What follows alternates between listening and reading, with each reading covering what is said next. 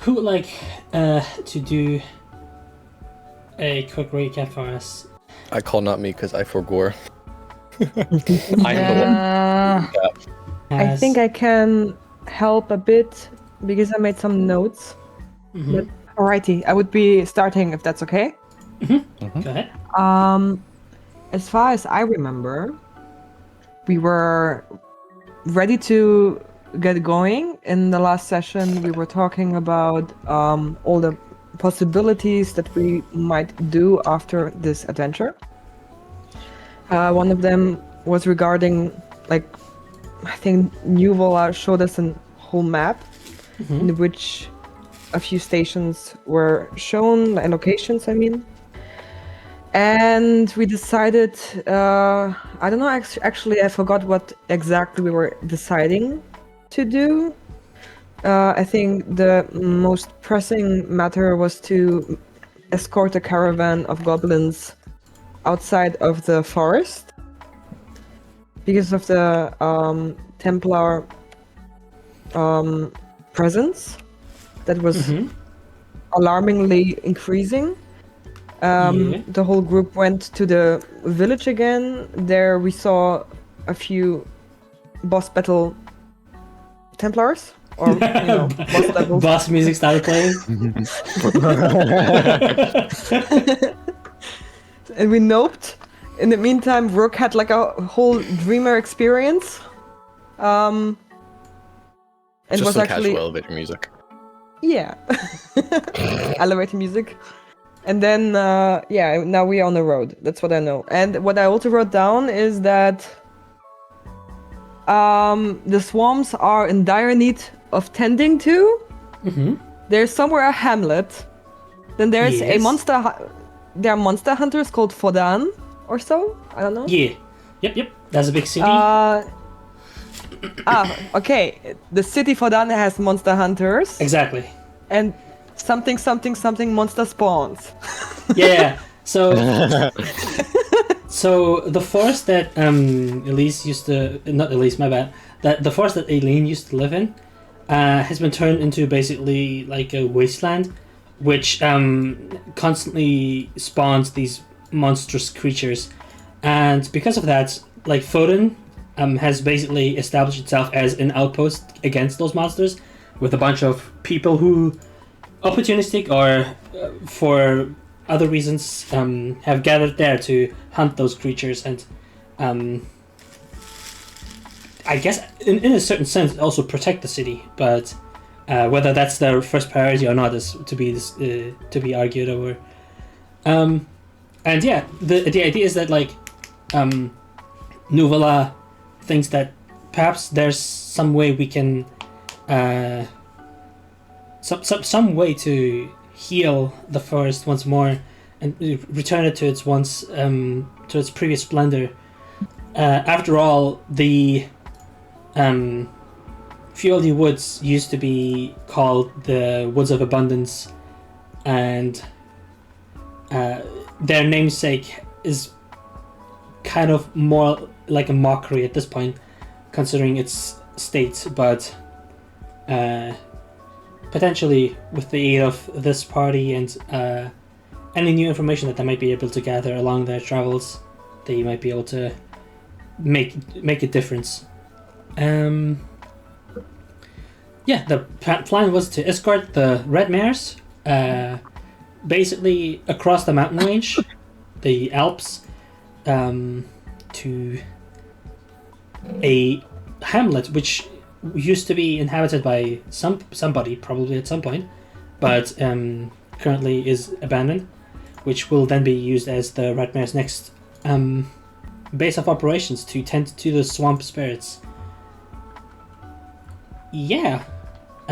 What the party will do afterwards, basically continuing on their travels towards Forden, and then potentially what comes next, well, that's to be seen.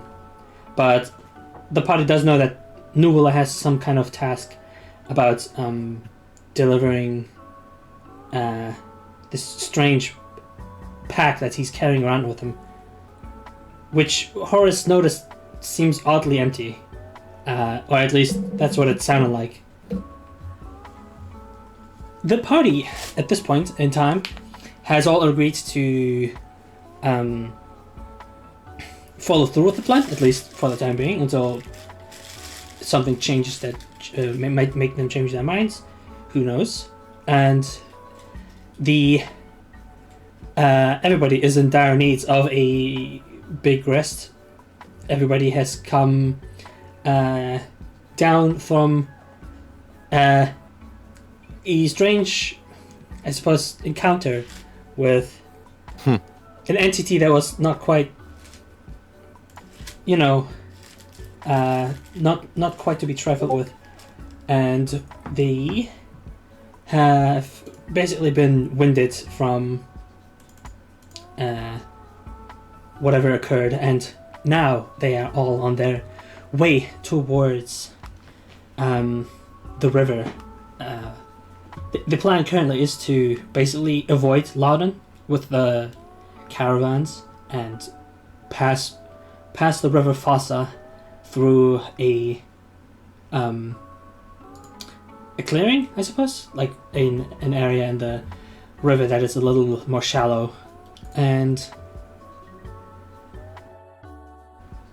they specifically this was mentioned in passing because it was kind of like I suppose a plan that they hatched out that wasn't really quite fully fleshed out yet, about potentially trying to restore the spirit of this forest too, and that is a goal that the goblins have been pursuing, specifically Abel's father.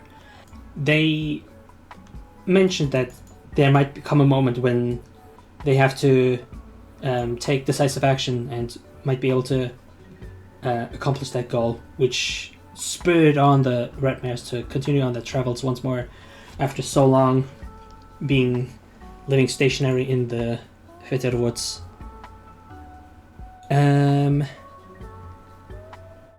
Now, is there something you would like to do while you are traveling? The party is basically free to rest on the carts being dragged by the wild-shaped druids who have now taken on the shapes of barky, moss-covered reindeer elk creatures. The party is accompanied by the elders and the children who are also resting on the carts, and yeah, you are free to use this moment to just all together have a chat, reflect on things, and maybe plan ahead, whatever you wish to do. So you have 8 hours of travel ahead of you. 8-hour session, everybody, of talking everybody. Let's go. So true. Yeah. Real-time D&D, let's go. Yeah. Horace does something curious where they are basically throughout their travel continuously staring over at the crate Nuvula is carrying on his back while pretending not to, but not doing a very good job at it. True. Horse is just the kid on Christmas, like, shaking their presents. Would Horace be sitting alone, or would they be sitting with the party? Horace would just be sitting wherever they happened to end up. Okay. I'm guessing maybe, like, the party just, like, happened to gather around Horace. Yeah, I was gonna say, is the party all together right now, or? Yeah, you're free to. Potentially, Okay. everybody for the party gathered on, like, one of the carts. And Because I Actually- think Rook would want to ask everyone... Oh, sorry, Anna, you're saying something? No, I am not in a cart. I am riding a red horse. Oh, right, that's a thing as well. But before I do that, I am like bowing down to Her Majesty and asking, may I ride on here, please? Her Majesty would give a response that, like, is half bothered by like the formalities and half what's the word? Like, yeah, this is how it should be. It's like she doesn't know how to feel at the moment. Okay. Might I ride thee, my majesty? All Alrighty. How does it feel? It feels warm, very warm, in fact. Oh no. But it feels like, what's the word? Like there's something strange about how like it's a pleasant warmth, so it doesn't like make you sweat. So it almost feels like your body temperature is like regulated to like perfection, which is kind of strange because you are covered. Like you're probably like at this point you might have gotten back your armor, and now it's like even though you're wearing like armor, clothes over whatever, you like geared up, and on top of like a flaming horse, it doesn't feel unpleasant. Strangely enough, you were expecting to like your armor to heat up. Like it doesn't really do that. So we now have a canonic reason to say to Arman, liar, liar, pants on fire, is what I'm hearing. Pretty much. I was also thinking of a hot seat. Oh, you know. The hot seat? A hot seat, yeah. You know when you like use the restroom after somebody was on the restroom for like hours? And then you want to sit down and you sit on a hot seat? That is really awful. Yeah. It feels a little like that, yeah. But I think Rook is probably going to look to whoever in the party is on the cart that he is on and just say, you wish to, and then just like replay basically them screaming at him to run when he got back. And then just say, why? I'm riding alongside you. Okay. So we can talk. So you know, like, if I remember correctly, Rook just kind of comes over, everyone's running away, and he's just like, oh, okay. Luna reminds everybody as well that Rook kind of got grabbed by Horus. Yeah, I'm pretty sure. Oh yeah, I remember. That was cool. So I don't know. You saw probably that Loden was, you know, overflowing with Templars. Rook kind of looks at you confused and says, bright light, couldn't see. Yep. Yep, that's you know, Templar ultimate. That's why we had to run. He just kind of nods, a little concerned.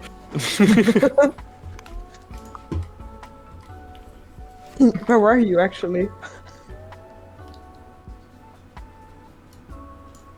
How do I even explain it?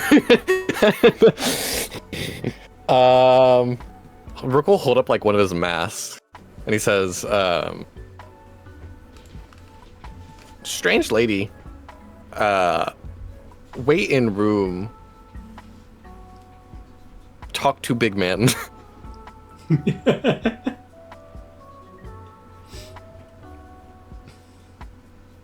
Wait. We were in a forest. What kind of room do you mean? Were you in Loden? Went through door. What door?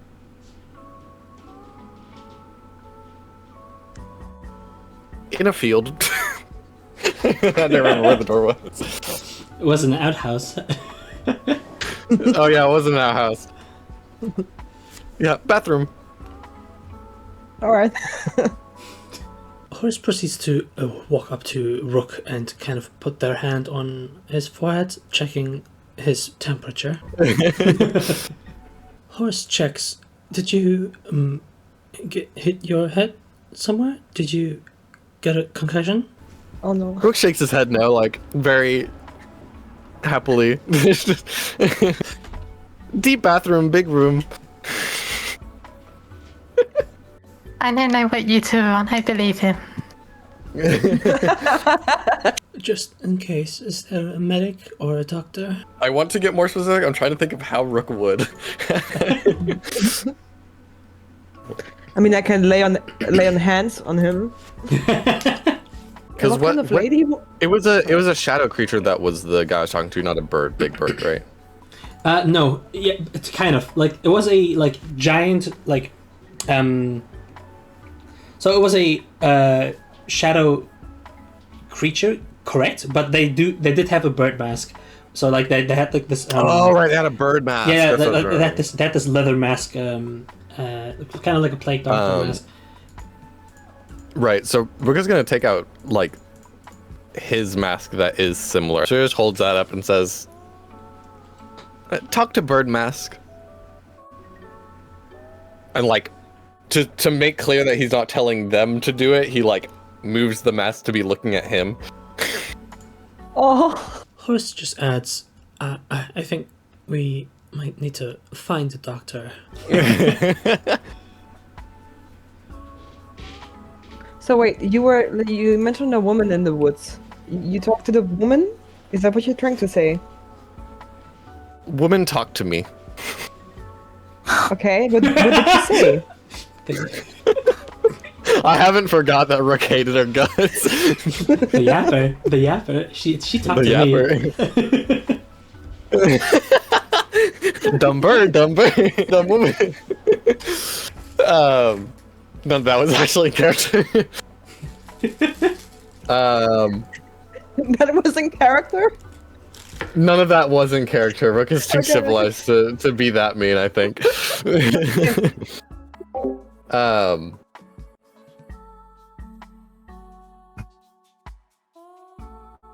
Because what did the lady say? Because she was talking about, like, she was just trying to get me there. She didn't really say any of the stuff that the guy was saying.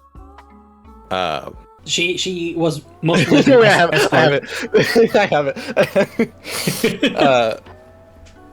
Woman led me to bathroom, followed me in. You see Arman's face is turning from confusion to alarm.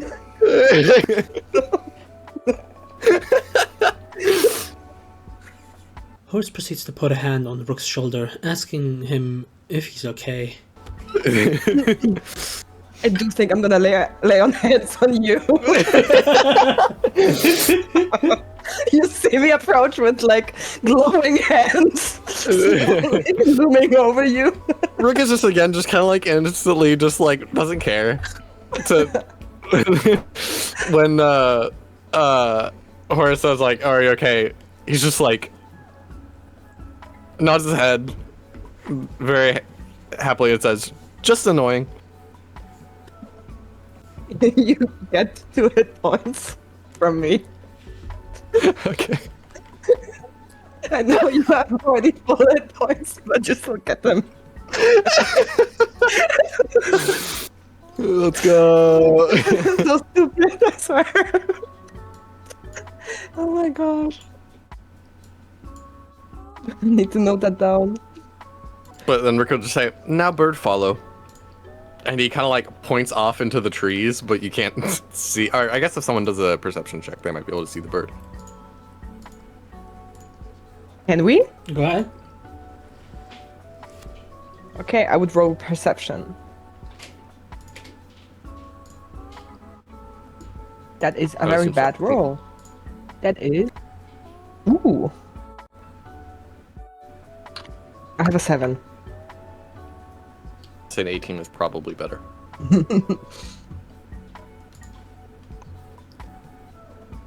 I'll let you describe it just 'cause it's been long enough. Gotcha. It's a pretty strange creature. You described, or rather, you heard Rook describe something about like talking to a bird mask. You peer over to the direction he's been pointing, and you see a raven perched up in one of the trees. But like strangely enough, its head and like its face and the like beak it has, it looks almost detached in a weird way. Not like it's removed from its body, but more so like it's wearing its own face over its head. So it's like a, what's the word, like a bone, a layer of bone over its head and beak that like covers its head as it's like looking your way. How far away is it?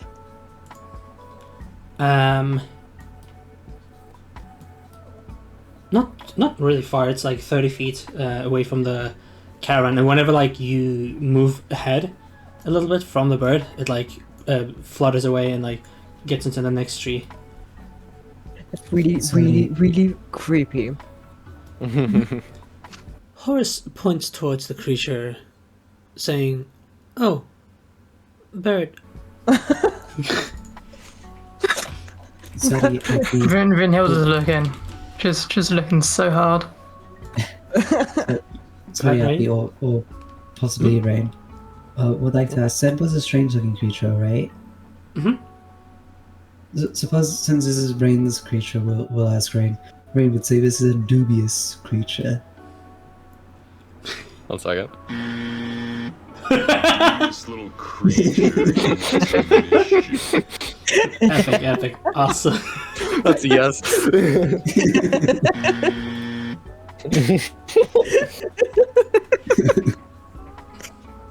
Oh my god. Sorry, would what else say? Would imagine Shaddai is just like out at the front, just keeping eye out, whilst everyone else is like actually inside the caravan. Gotcha. Where are you? Say again? Like out front, like at the front of it. No, like where the person sit down who is driving. Well, not I driving, just like but- very creepily standing right behind their seat. Hopefully within view of Horace, Luna remarks. Funnily, there is no drivers, or rather, well, that doesn't have to be a driver. There's probably like one of the elders sitting next to Shitai, but they're not really like what's the word? Like they don't have hands on reins since Exactly. the reindeer druids. Exactly. Right. The reindeer are sapient, so they don't have to be like controlled by reins. Mind brain. What are they doing controlling these druids? That's crazy. It's just what I do, man. I wouldn't question it if I were you. As everybody's having this like little conversation, Horace has been watching Nuvala, and while Nuvala has been talking with the warlocks and the Archon of Nomads, he eventually, as they walk together or sit on the caravan, regardless, they split off together with Enza and make their way towards the cart. Enza seems to be holding something in her hands, but like she's kind of like covering it.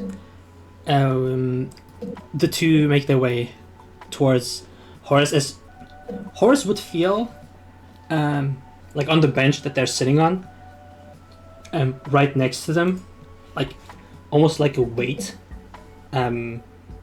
creaking down on the boards, but there's not really anything there. And as Nuvala and Enza approach, they like step forward, and Nuvala says, "You got room for 2 more? It'll be quick. Just a little moment." Horace gives them a nod. He nods back, turns to Enza, and like gives her a pat on the back, and then she like shyly looks like left and right and just like doesn't know what to do, steps around in place, and then just like takes a deep breath, and then just like turns over to Rook and hands him a little totem. Seems to be made out of wood, carved by the hands of an unusual artisan, to say the least. It doesn't really look like what's the word? It doesn't specifically look like anything in particular, but there's a lot of like swirling shapes around it. It has little indents, and assuming Rook would pick it up, you notice how once you hold the totem in your hand, it's kind of like really satisfying to hold. So it's almost like a fidget toy. It has like a really like smooth texture to it, so you can just like slide it around in your hand, spin it around. It has this like really tactile feel to it. It doesn't really appear to have like any visual, really distinctive features about it, but whoever made this appears to have a good feel for like the tactile element of the totem. Rook looks at Enza and says, "You make?" She first turns to like Nuala as if like asking for permission or something, and then turns to if it's just like true, and then she turns back to Rook and gives a nod without saying anything.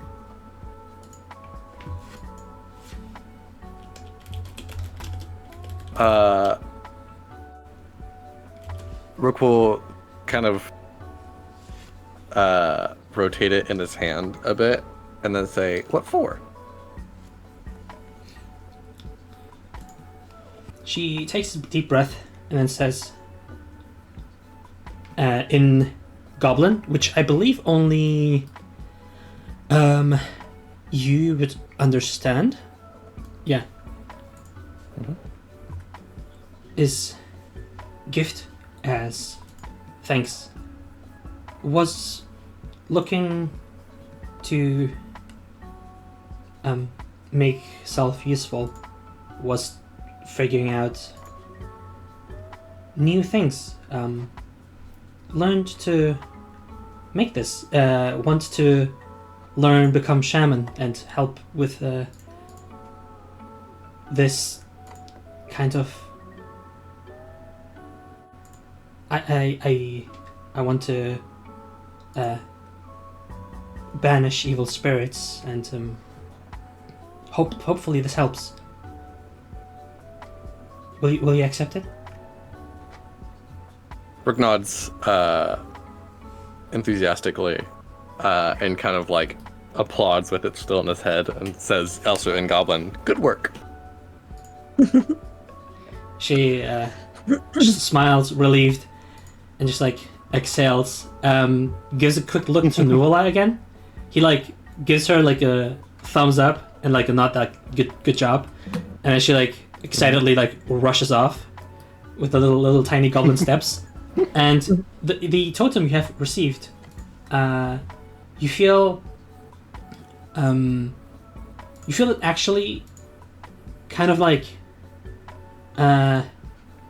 tingle in your hand, and the moment you kind of like turn with it towards the party, especially when you're like turning towards Shidai, you feel a certain, I suppose, you feel almost there's something invisible between you and him at this point. And like a barrier? Kind of. That's kind of how it feels like. And it will allow you to cast this spell once per day. Give me 1 second. Ooh. Once per day, you get the ability to cast this spell. And that's not using spell slots or anything? Nope, no burst, nothing like that.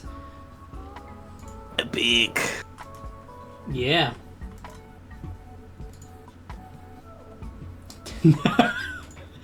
Tingles. No. Yeah. Okay, interesting. He then kind of like Nuvala gives everybody like a. Yeah. Can Rook do? So does Rook understand like what the spell he had, like what spell he is able to do with that, or does he just understand that it's magical? You understand that like upon using it, it will be able to kind of defend you in some kind of way. Could I roll Arcana to understand better? Sure. Go ahead. Cool. Nice. Flat 10. Gotcha. I have -1 to intelligence, but then I give it a +1 because I have proficiency in Arcana. So. That's a good enough roll to understand that. You understand this is quite a. This kind of spell is pretty rudimentary. It's like pretty low level magic. However, it is really effective at doing what it does, which is warding off otherworldly creatures like aberrations, fae, fiends, undead, and you intuitively understand that that might be the spell that was imbued into this totem, and the fact that she mentions warding off evil spirits kind of makes sense now. Yeah. The main thing I was looking for was, did Rook actively understand what creatures it was protecting against? So yeah. Mm-hmm. Yep, for sure. Obviously I know as a player, but I want to see if he knows. Yep.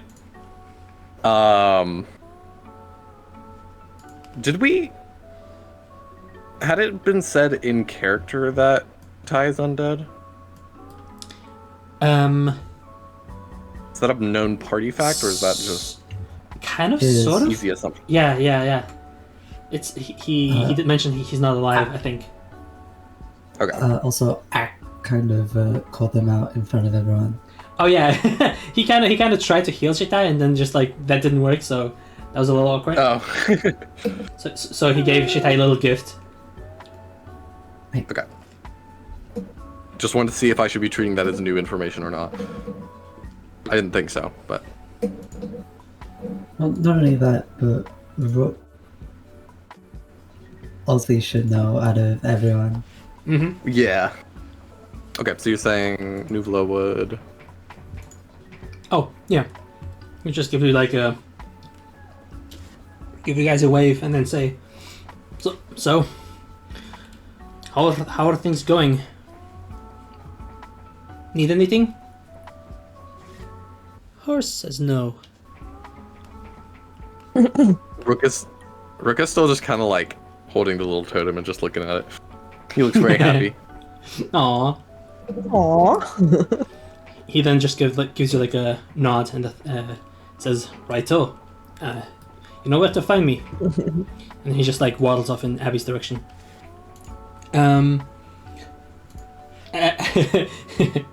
As a quick reminder, Horace did feel like a weight come down on the bench, and as the party continues to travel, it still remains there.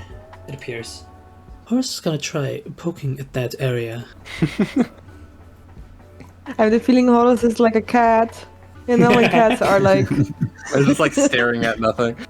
yeah, hyper focused. You,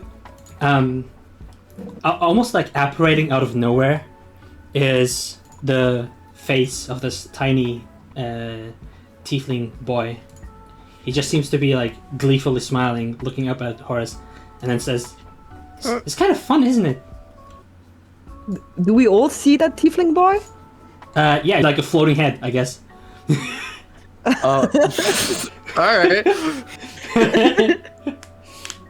Something that Horace typically carries with them. Yeah, it's just in the bag. Rook is just gonna cast protection from good and evil and good. Nice. Are you casting on Horace to Does protect that them? do anything? Wait, sorry. Yeah. Because this You, kid is quite Horace? clearly going to possess you. This Horace. So yeah, like I'm imagining we're on like two different benches, and I'm imagining Rook just like is sitting across from her, stands up and just pats her on the head as he casts the spell. And you, Then Horace. sits back down as far away as he can. Yeah, you feel this barrier apparate around your body. It's like it doesn't have like any physical shape to it, but you feel like almost like an invisible force that kind of creates this like warding wall almost between you and Shitai specifically. The boy seems pretty unaffected. He just like continues grinning, and he just like looks at like Rook with a little bit of confusion. Alright, well, it's not an aberration, celestial, elemental, fae, fiend, or undead, so we've knocked a couple off the list. Horace proceeds to ask the boy, "How did you find us? When? When? How did? I mean, we're traveling together, right? I mean, I did tell you that like, I've been traveling with. I'm trying to think if I should like, say, Father Nuvola, kind of like a priest, right? But I don't think so. Father Nuvola. Yeah. Father. I'll just go with Uncle. I think Uncle works better. Aww. I did tell you I've been traveling with Uncle Nuvola, and I wanted to talk and hang out. Am I annoying? No. Just surprised. Have we seen this Yeah. kid before? Like, what is his name? Person who's seen this child? Okay. Noticing the rest of the party being a little awestruck or afraid, Horse turns to them, giving them a big thumbs up. Okay. Hi everyone. I'm Adil. Hope you don't hate me. Okay. So how cute is that kid from 1 till 10? 11. Oh no. He's Too super cute to innocent. handle. He's super innocent and very happy to be here. That pisses off Brynhilda more.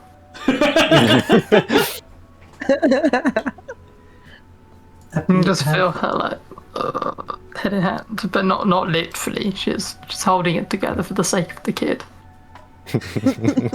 Happy should have Adil roll a natural charisma check. True. I As a just reminder. gonna do charisma saving throw to win over Brynhilda. Oh, okay. The 9 This was is saving. the roll was a 19, so that's pretty good. Good grief. You can So- see Brynhilda sort of sighing and then coming to sort of terms with the child. We'll play along. Rook is just staring wide-eyed. I'm immediately, because of my background, I think that Arman would be like completely mom mode right now. Oh, hi, little fella. What was his name? Adil is your name. Adil is your name. It's so nice to meet you. We're all very nice people, right? And I look at Jedi. Shatai's not turned around. Shatai's just been looking outwards, just keeping watch out. Yeah. You're so creepy.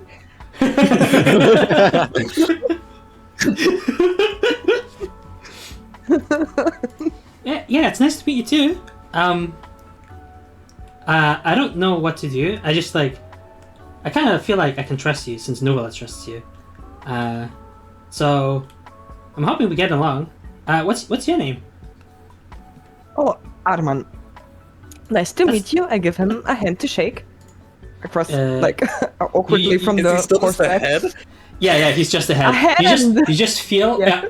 like arm apparate out of nothing, and like as you like as you watch the like arm appear out of nowhere, it almost feels like it's like poking out from a cloak. There's like a layer of something over his arm as he like shakes your hand. Horse remarks that I think you're scaring them while pointing at the fact Adil has no visible body. he looks down, sees like nothing of his body. She's like, right. Sorry. He just like Shiloh like gets back into his cloak and disappears and just goes invisible again. Oh my gosh. Okay, so why are you hiding? Right. So it's like a I guess it's a long story, but it's also not. People just kind of don't like me. They call me things like I'm not supposed to be. I don't quite understand, but I mean, my dad left me this thing so that I can travel. This cloak. I mean, sorry, I should have explained that. It's pretty cool, right?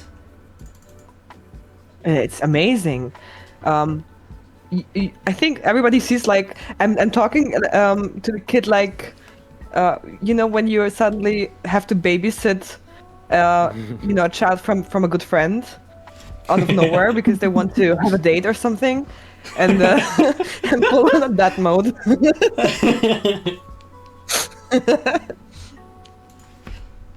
And yeah. who's your dad? He's I don't know if I can say, but he's pretty important. He's like Okay. he's like super busy, like talking to important people and stuff.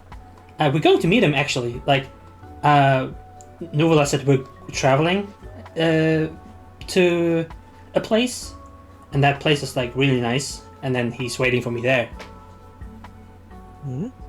How old are you? 10. 10.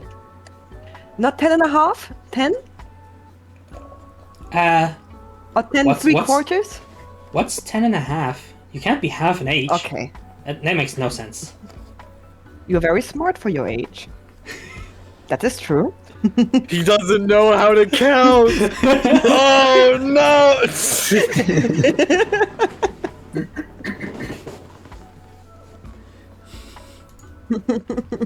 Eventually, like, the boy just kind of like puts down the hood again, and he's just again a floating head.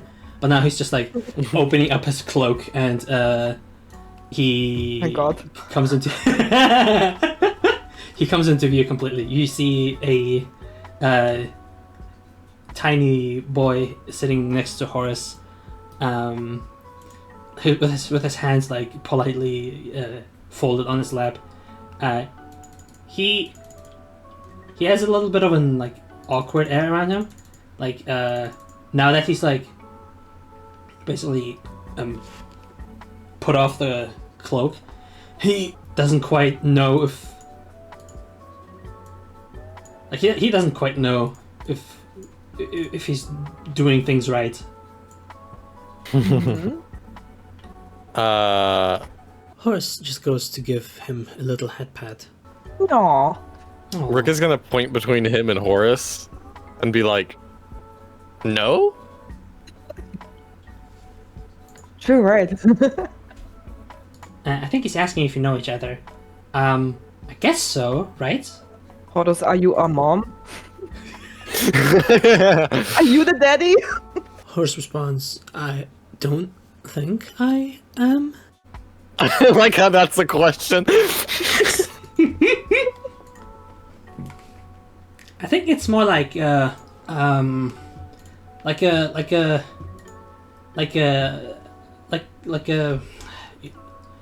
know how you have like your parents have siblings, and then they have siblings, and then they have siblings, and then they have siblings, and then they have, like that. So it's like very, very like far apart, like kind of like a uncle aunt, like a but like 10th degree or something. It's like that's what it feels like. Do you have a lot of siblings? Rook is gonna stare Horace directly in the eyes and say, Dad.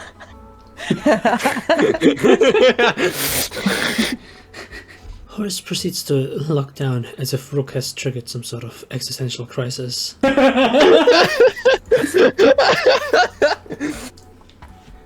Not quite my dad. And I know my dad and my mom, but like, I don't know Horace. At least, not as I know my parents. And do you know your mom? Yeah, she's like the nicest. She like every night when I like sneak out, she kind of finds me all the time, which is kind of crazy and kind of scary. But then when we do, she like likes watching the stars with me, and that's like super fun. Oh, that sounds lovely. You like the stars? Is that what you like? Yeah, they kind of shine like my face does sometimes. I don't know why my face does that, but like mom says it's like because we're kind of like one with the stars. I don't know what that means, but it sounds cool. Rook is gonna cast Minor Illusion to make stars in the caravan, whatever. Oh, that's awesome. Aww. My dad kind of. He turns towards the one asking the question and says, kind of. Yeah, I guess so. I think it's a little different than me. It's not more golden stuff, but yeah. Okay. So, where are your parents now? Are they also here somewhere? Not really here. My mom is, I think with my dad, and my dad is at the place we're going. Okay. Oh, I think this is important too. So you ask if like my dad has these like stars. Yeah. But my mom has these horns that I do. He like points at his like little tiefling horns. Dad doesn't have horns. I look at Horace. Do you also have a dad shining like the stars? Horace doesn't remember. You don't remember? Are you an orphan? Horace continues. I didn't mention. Long story. Back to a deal. Shatai says, whilst not turning around, might be devil like Lammy and Abby. Or a tiefling? Huh? I look at What's a Shitai What's the teeth? warningly. More not at him, more at the back of his head, apparently. Rook is gonna hold up his little totem and just say, "No fiend." True. What's a fiend? Do they like find things? No, fiends are people you would like to avoid. Huh. So like the dentist. They're like, yes, or like evil clowns. Gotcha.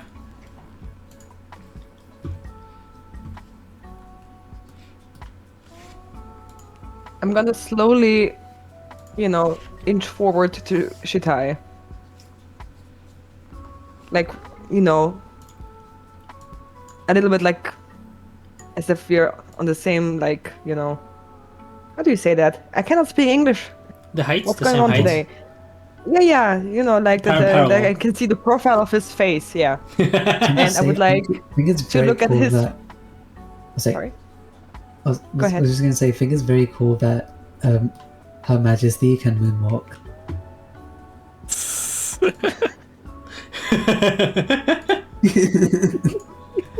They just have like swag like that.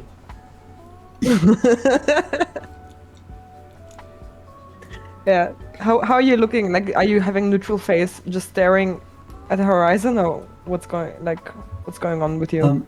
Does have neutral face, but is more so just staring outwards forward. And like, anything Just looking towards where facing. anything where I went. particular you're tracking with your eyes? Any danger? Mm-hmm. Okay.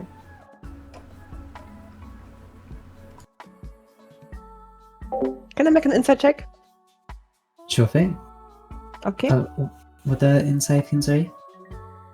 I want to see if there's something that you're hiding on your face. Of course. If it's like a mask of neutrality or if you're truly neutral. Mhm. Okay. Thank God I'm proficient. That is a... Where are you inside? That's a 13. Hey, very good. Would definitely see Shitai does just seem to hold at least no emotion of the current situation at hand. Okay. So you like true neutral right now. Hey, yeah. Okay, alright. Then I fall back to the others. You watch as like you were basically stepping forward to have a look at Shitai, and then return to the rest of the group. Adil's gaze lingers a little bit on Shitai, at least the back of his head, and then he like, whoops, he like turns to the He others. threw the kid out. Sorry, get out of here. He turns to the rest of the party, and his expression looks a little like mixed. He looks confused, and then he says to the party, so,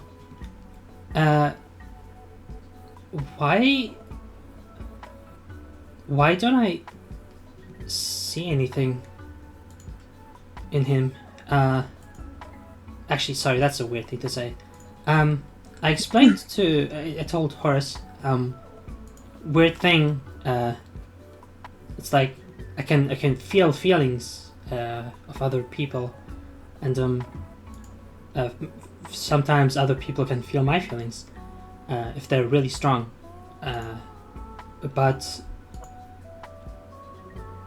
there's nothing there. Well, why? Horace interjects.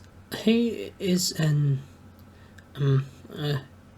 interesting one.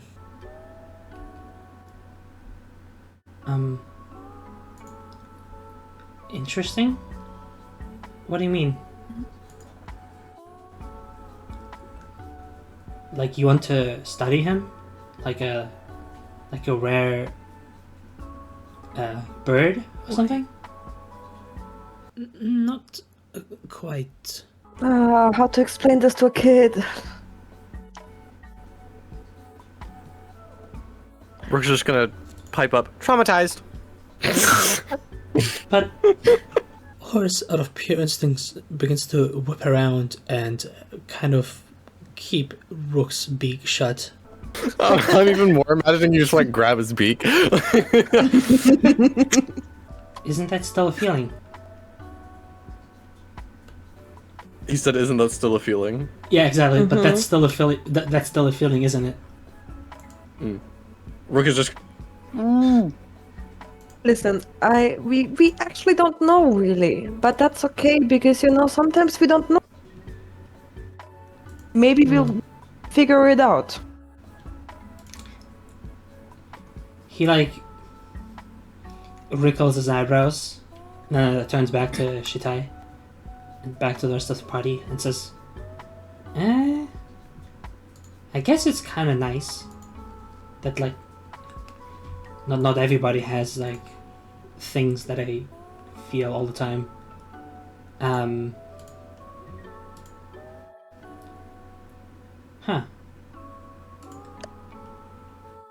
So you're attuned to the feelings of others, but you are able to feel your own feelings, right? Yeah, of course.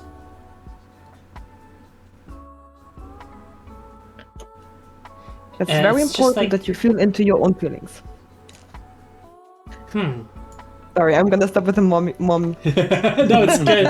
It's good. It's very good.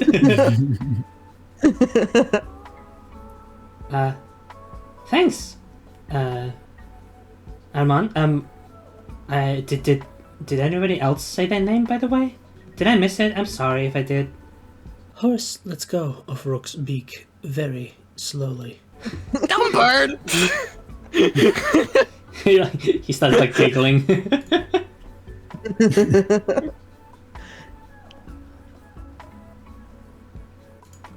Hi, I'm Hilda. Oh, hello. Hi. You're rather The pretty. stars that are still, like kind of floating around from Rook's minor illusion are gonna shape into like the spelling of his name. That is Nice. so cool, but do you know if that kid can read? We'll find out. I feel like Rook doesn't understand the concept of a child. I'm gonna be honest. He like goes, Rook. Rook? Rook? Is that how you say it? Rook is just gonna give a thumbs up. Reggie.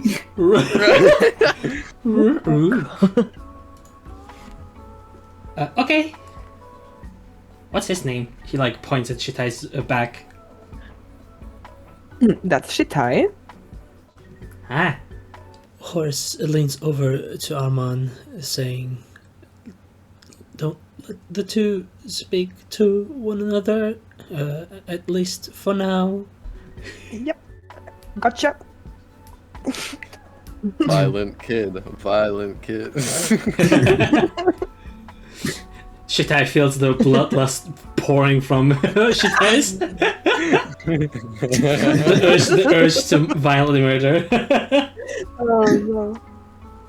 But that sounds like a question. Does Shitai actually have bloodlust if he's not feeling anything? Yeah, I was gonna say. Yeah. I guess he I has don't- nothing to Does- bloodlust currently, though. Yeah. Does shit I feel anything? Yeah. No, exactly. So that actually Shitai is a serial killer, like a Who sociopath, knows? Who knows? basically. he kind of turns over to like Arman and says like, I hope this doesn't sound rude. It's just that like my mom said like people who don't feel anything usually don't have a soul. I don't know what that means, like having a soul, but like it sounds a little scary. But you guys like think he's cool, so like I don't think it's scary. Or is it? Am I supposed to be worried? He looks normal. Horse chimes in, saying, "It's fine to not have a soul. Things happen, and you can still be a good person, just different." So you don't need to be you don't need to have a soul to be good. Is what you're saying? Okay, that's kind of cool. Rook is just gonna pipe up and say, "Scares me." Horse goes to grab his beak again. Yeah. I think Arman is feeling like a conflict of, what does a good person mean with her like doctrines that she learned, and remains silent for a second. Anyway, anything you like to do? Because we're gonna be on the road for 8 hours, I think. It's gonna be boring to sit with a bunch of adults, no? I know some games, unless you don't like games. I don't know if adults I like love games. games. Yo, this kid's got Silk Song. Let's go. Sure, I got it. he just puts on hornet mask and like jumps around the carrot, hunting for little bugs. Amazing. All right. I suppose that's a good transition to basically say the party is getting, yeah, exactly, yeah, is getting ready to embrace the long rest in its fullest and play games with the boy. Apparently, The party's too busy gaming. yeah, Video gaming. indeed. Gaming. I'm assuming that like Brynhilder and Arman would probably have want to have like a little nap because they still have one exhaustion. So Yeah. That would be amazing. And then I would also like to take Her Majesty on a spin. You know, when you check out my new ride, test her out, go on a scouting mission, If somebody wants to tag along, feel free. Yeah, does someone want to tag along with Arman's scouting mission? Horse is a little too occupied babysitting the children. Like our being a horse. children. When Hilda's tired and that amount of energy is just like, it's not it right now. Okay. I'm just imagining the camera like panning over, like as Horse chases after Adil, and then Rook's beak is just like stuck, in like one of the holes in like the cart. He's just left there so he doesn't yap and like say other problematic things. All right. Would Arman and Shitai please roll me perception checks, of course, but also stealth checks if you are planning to. Stealth checks if you are planning to be concealed. So I rolled a 2 on perception, Damn. which is a 3 in total. That's crazy. You see that there are leaves.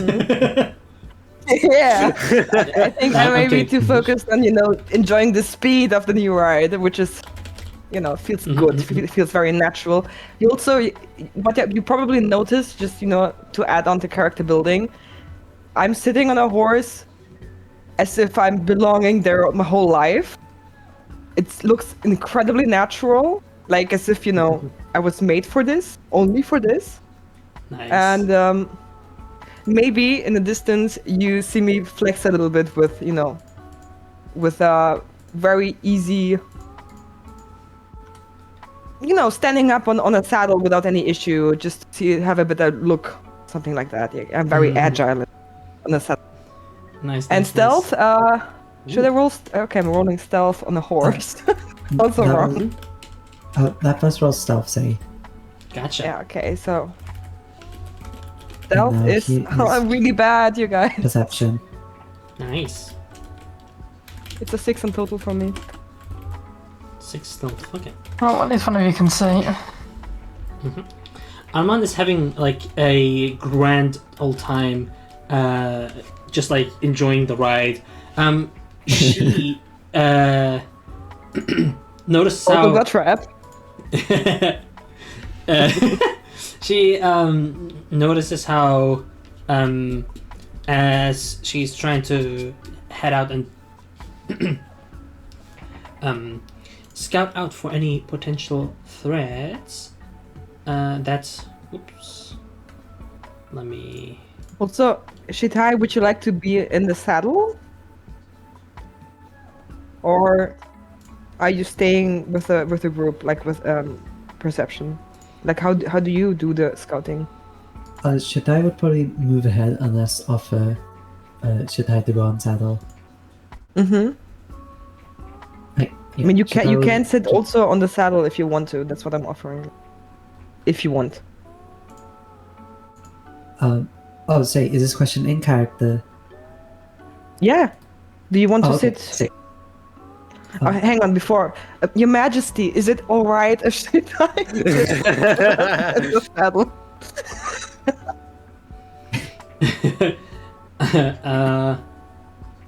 Oh my god, this is so stupid. Your Majesty, Chef turns over to Shitai, looks him up and down, and just like does a gesture that's a little hard to interpret at first, and then you, it kind of feels like a shrug.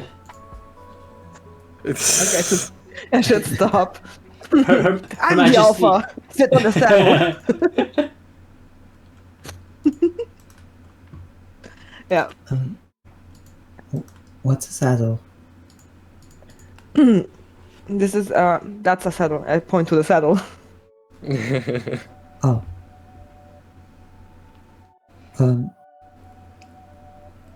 I don't know. Okay. A little offended. To yourself.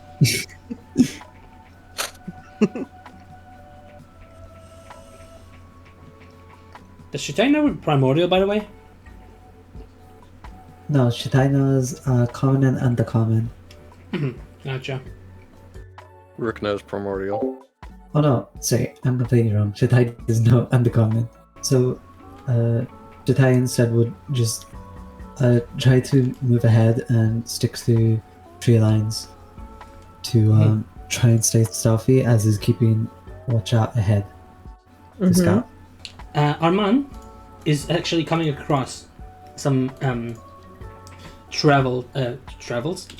tracks of people traveling. However, due to the emotions from beforehand being basically overwhelming her. Finally getting to basically enjoy a ride atop a horse. She gets the wrong impression and thinks that they're leading east.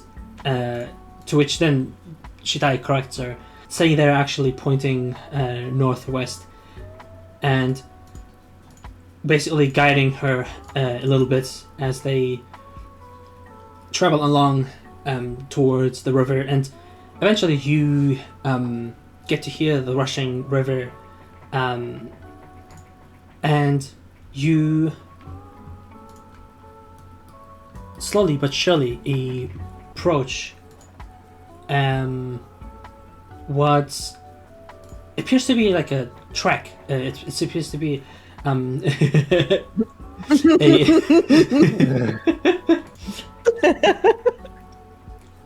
a paved road leading north. Not quite like a well-traveled trade route or something, but it appears to be that a lot of animals use this track to head towards the river, so it appears to be easily traversed. You notice, I suppose you did mention, Grimmy, that Shitai would be heading ahead, right? Yeah. Yeah. Shitai would eventually come across voices relatively close to the river. He eventually picks up voices of people who do not really make any attempt to hide from anything. They appear to have a grandiose old time chattering among themselves. Some of them appear to be training and slamming their maces, swords, and axes against wooden dummies. And you notice how, as you're watching them, Arman is approaching at a speed that is a little worrisome. Uh-oh.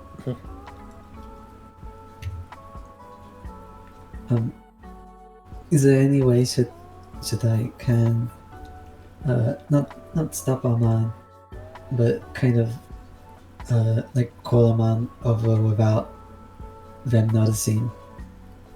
It depends.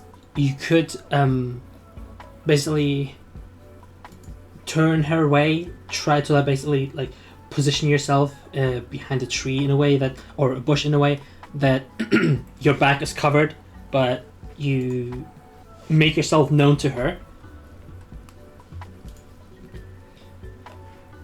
You can shoot an arrow. Maybe, yeah. No. Not at me, No. but like so I can see it. No. Never. No, what Chetai will instead just kind of drop in front of Arman Okay. as the charging, as the charging horse comes towards Chetai, and Chetai just looks to it with no fear as hoping Arman will eventually stop. All right. Okay. Please roll me animal Will handling. you allow Arman. this? Roll me Okay. animal handling because you have to stop the horse in response to I know. Shitai. Yeah. This is gonna be This is really. I don't know. Okay. Does the let's see what kid we need can to learn do. about death today? Let's see. Shitai gets trampled to death. That would be crazy. I'm so sorry, Shitai. I'm so sorry. This is really bad. Hang on.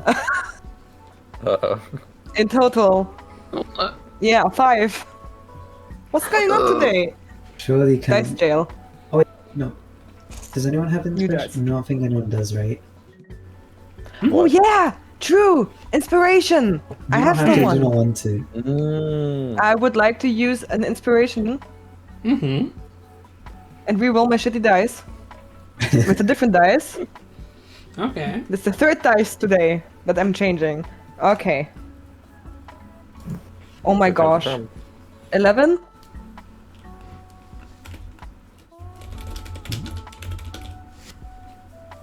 Oh, 11. Sorry. Yeah. Okay. I'm gonna roll a sass roll. How sassy she feels. Okay, not too sassy. Hey, I'm being extra sassy. I'm just gonna run over a child. Driving in my car. Cursing in Sebastian.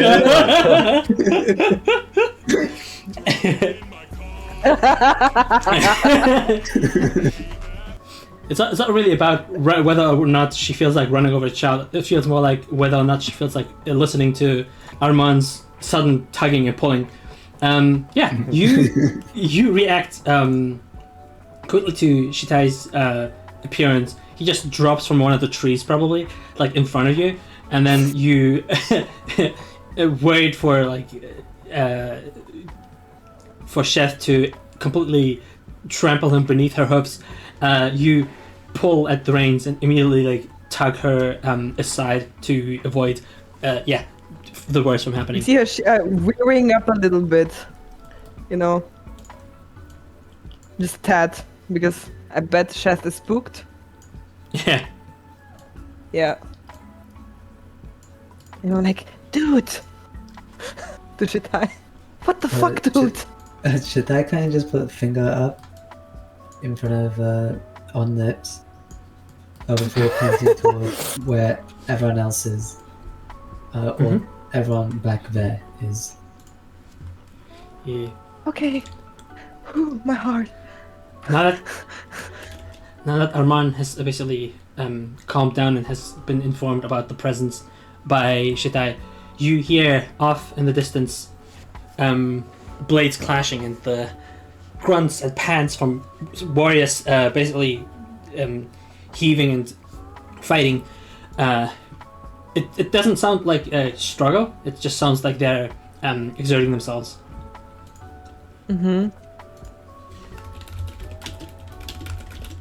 So wanna look around, or do you wanna return back? Probably best to return back. Okay, let's go. As well, I mean. Returning, I guess, no? Yeah. Let's go. Do you want to ride now, or no?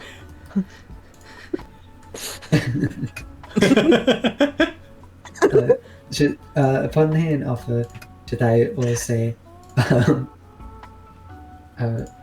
should I ride? I mean, okay, now it's awkward. Either that or risk getting trampled again. I'm gonna go a little ahead so that I'm not looking at you because I feel really awkward right now. Okay. Shatai and Arman Excellent. Shatai will just tell first person, see, there's people up ahead in forest. You would come across Sapphire, the leading scout in the company of Abby, who turn towards each other, give each other a nod, and then turn towards the rest of the caravan and just basically make sure to inform everybody. They go from cart to cart, giving everybody signals and chanting in Goblin to each other. Everybody gets ready to basically hide themselves underneath the basically the outer layer of the carts, which have been basically magically enchanted cloaks, not cloaks. Yeah, actually cloaks works. Magically enchanted cloth sheets. Sorry. So they sprout these leaves and twigs so they appear a bit more like bushes. The children start hiding underneath, and the goblins get ready to basically sneak past everybody. And once the entire caravan is aware of what's happening, Nuvala will be approaching y'all and say, alright, we will need to try our best to avoid them. Do you have any idea how we could achieve that? We will need to get past here. Any other diversion or change in our path will cost us too much valuable time. I am open to ideas. Remind me what Rook can do with his new bird companion. The bird can actually scout ahead for you, so it can, on one hand, basically travel up to 120 feet away from you while communicating with you. So it can basically tell you what it is seeing. You can, in fact, also see through its own eyes. So you can focus your magic into the bird and like look through its eyes. And you can also cast certain spells through it. The bird it just uses the stat block of a raven, and then you can use that stat block to make perception checks using its stats, for example. So if your perception is not the best, you can just use the raven's perception, and basically it will be able to telepathically tell you what it is seeing. Horus is going to activate their future vision. She wants to use future vision. Oh, right. Same. Okay. Are you looking for the optimal path, or are you looking for potential dangerous paths, or are you looking for because this is kind of like a what's the word? If this is like a thread, this would be where it splits and becomes loose and splits into a million like different threads. Which one are you trying to focus on, basically? Horus focuses on the safest form of traversal. Okay. Please roll me a wisdom religion check. No! Actually, you have inspiration, I'm pretty sure. Heck yeah. Please reroll. Alright. Luna got a 7 and then quickly checks for her 1 with fate dice to see what kind of result it may have, rolling an 8, which is only better by 1. Gotcha. So it's a total of 12 for the check. Yeah. Not a bad check by anything. Especially it's because it's like your first future vision of the day. It's not the most strenuous thing for you to do. Horus channels into themselves, and for the first time you get a really, really strange sensation.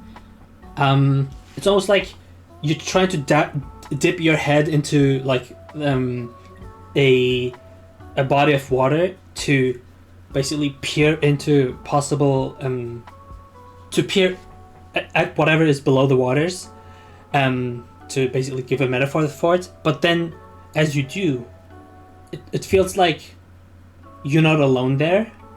Wherever you're looking, it feels like there's someone else there as you're peering at potential threats in the future. Luna asks whether Horus can locate where this other presence may be. Right. What would that be? Roll me a perception check. Yeah. Nice. You are all seeing. I know. You focus on the sensation that like whatever you're looking at, wherever you're looking at, you don't feel alone anymore, and you look deep into yourself, and you turn around and look towards the caravan, and get this. It's almost like the rest of existence slowly like fizzles out and fades away into like a dream-like, like the surface of a lake slowly rippling as everything else kind of fades away, and you just see Adil floating there. You've never felt this before. You feel like he's there with you, but it's not exactly like he's seeing the same things you are.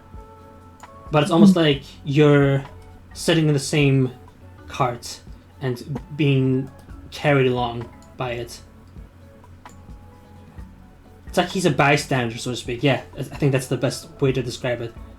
To you, he's a bystander observing from the sidelines. And then you turn back towards the direction you're trying to head and peer into the future. And you realize potential paths that end up in you trying to do battle becoming increasingly difficult. You realize that kind of direction is an incredible hurdle to overcome, and one that would result in quite a lot of damage in the party. So you start splitting off from that kind of path and find yourself in a lot more of a obscured timeline. It feels like the very fact that you all are doing your best to stay hidden also makes this timeline appear almost translucent to you, but you manage to pick it up and you figure out for yourself that avoiding detection is probably the best bet. Rook would suggest to Nuvula what that is happening. Bathroom bird can scout. I sneak. Bathroom bird? That's crazy.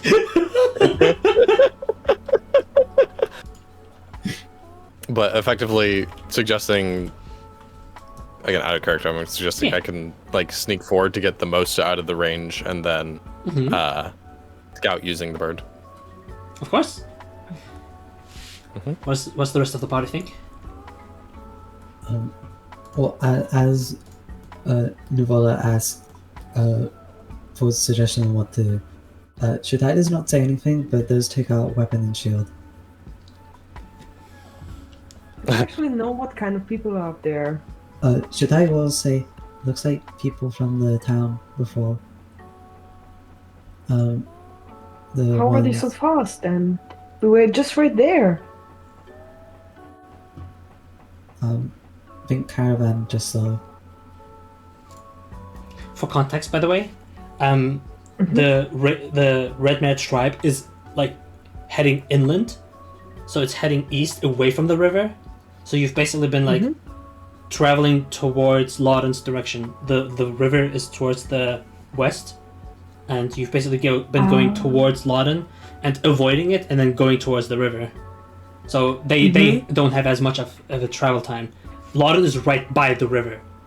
Lauden's right by the river, and you guys were basically heading inlands to get to the Red Mare tribe, and then traveling towards the river.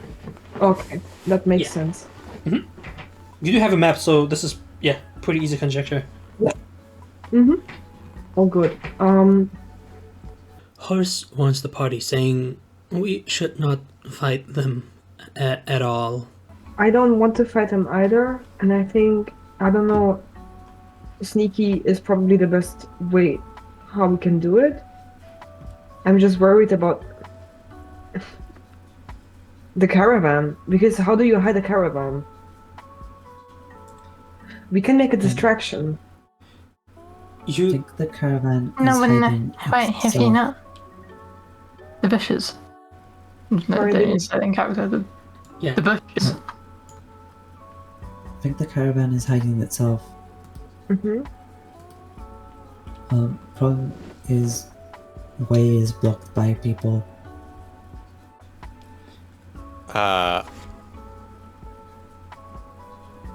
Rook will say,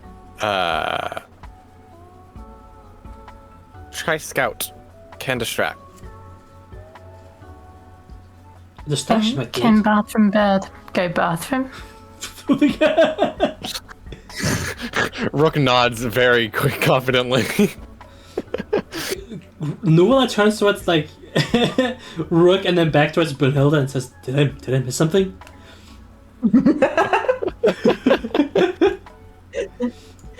I think, his confused face is also my confused face.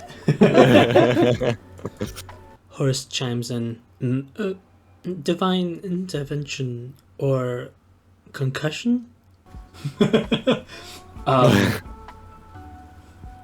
Okay. I don't know which kind of divine Some being. reader, I believe him still. Right? Yeah. I'm leaning towards the latter because I don't know what. I don't know any bathroom goddess or goddesses, so I will. Yeah. I'll pretend that option does not exist for my own sanity. Can't kill it. For my own sanity is crazy. Do Do you want to ponder upon upon the possibilities of the gods of the lavatory? And I'll do whatever I please with my time. Damn. All right. Chidai just kind of points towards the path in front of the caravan, the quite clear open path, and says, "That path looked pretty good, no?" And did we see anything else? Like, do they have like, besides So- weapons? Do they carry something else, or do they have animals as well? Did not see any animal. There was path that just goes straight. But there are a few people down there. But could try kill people if need. No, please no killing today, okay? Like let's phrase. Please let's avoid it. Oh. Let's make it the last resort, okay? Okay. Thank you. My fear is like, okay, you say it goes straight to the water. My fear is that once if they detect us, that they will be quite easy to block our path either way, to the front or to the back. That is what scares me. But the thing is, we've got these giant caravans. We're not getting them through like between trees. They've got to go down the path. Like, Yeah. what else do we have? And the caravan seemed to be able to disguise itself as part of the tree. Just need to get rid of people along path. Or move away from path. Sorry. One thing that I want to add is that, like, while Horus is doing their, based on their future sight, trying to peer into potential solutions to how to tackle this situation, they do actually, for just a brief flicker, just a little moment, notice the face of the general. Horus proceeds to mention, the general is here. Oh, the general is here. Okay, that's one ally. That's good. I think. Right? Is it good? I think it is good. Like I hugged him. He hugged me back. You know, okay. Okay. That's We go way back. good. Yeah. Good for you. He gives it like 2 thumbs ups. Alright. He's like a cool dude. He's a little bit stoic, but once he can crack a good joke, they're very, very, like typical dad jokes. But anyway, Horus points out, what about the rest? If he's, I don't know. Is he in command? If he's in command, he could order them to leave. I don't know if he can. Does he have the authority to do that? I'm not so sure. I don't think so. Not fully. If they are directly like ordered from the government or from the church, I think that is a bit different. They get orders. Or from can I do a history check, DM? Please do. 13. Excellent. So, General Lupus is very well qualified to be handing out orders. It's not that you see him do it often, unless you're like, what's the word? Unless you're like, out on an actual mission together. So it's not like he's just like ordering people around all the time. But he has the authority to definitely do that. But you can't shake this feeling. You have these kind of like doubts about whether or not he's able to command them, and then you get this gnawing feeling at the back of your mind that you're not so sure if his authority overrules the one of the Templars, though. And Yep, you then that's what exactly you then realize there have been Templars present, and you're not sure if his authority is over these soldiers or the Templars. Yeah. About what exactly the general is, the General Lupus. He is the Grand Master of a special order, called the I believe the Order of the Eldritch Knights. What he's basically specializing in is basically killing all sorts of different monsters and creatures.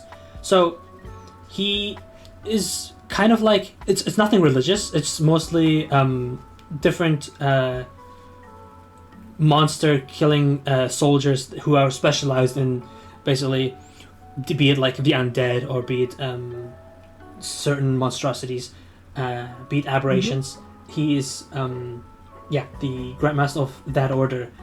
It's not a Templar order, and it doesn't really have any like religious it's not like the Templar who are like basically holy warriors. That's not really his role. But you do know that the Empire as a whole is a theocracy, so faith always plays a role in like every facet of the Empire. So it's a little hard to basically separate the religion from anything. But it's not like he's a Templar or like a paladin or something like that. It's Okay. Cool. I say that to the others. I'm not sure what any of that mean. I mean, I think he can influence them, but if they have a different chain of command, then they will probably follow their own command. Right. Is there someone who's higher up the ladder? I don't know. You would probably see them like proper Templars. Oh. Big warriors, full-on plate armor, helmet, face mask, no shields. This is what you will see. Right. The things that appeared at the village, right? Okay. Yeah, among them. We can try our luck.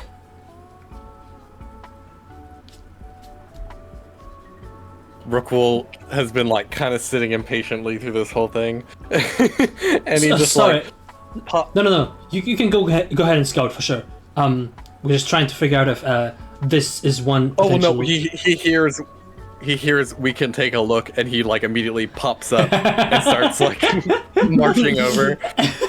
I just imagine like the one like meme where like Rook starts giving a look to the side with like glowing eyes.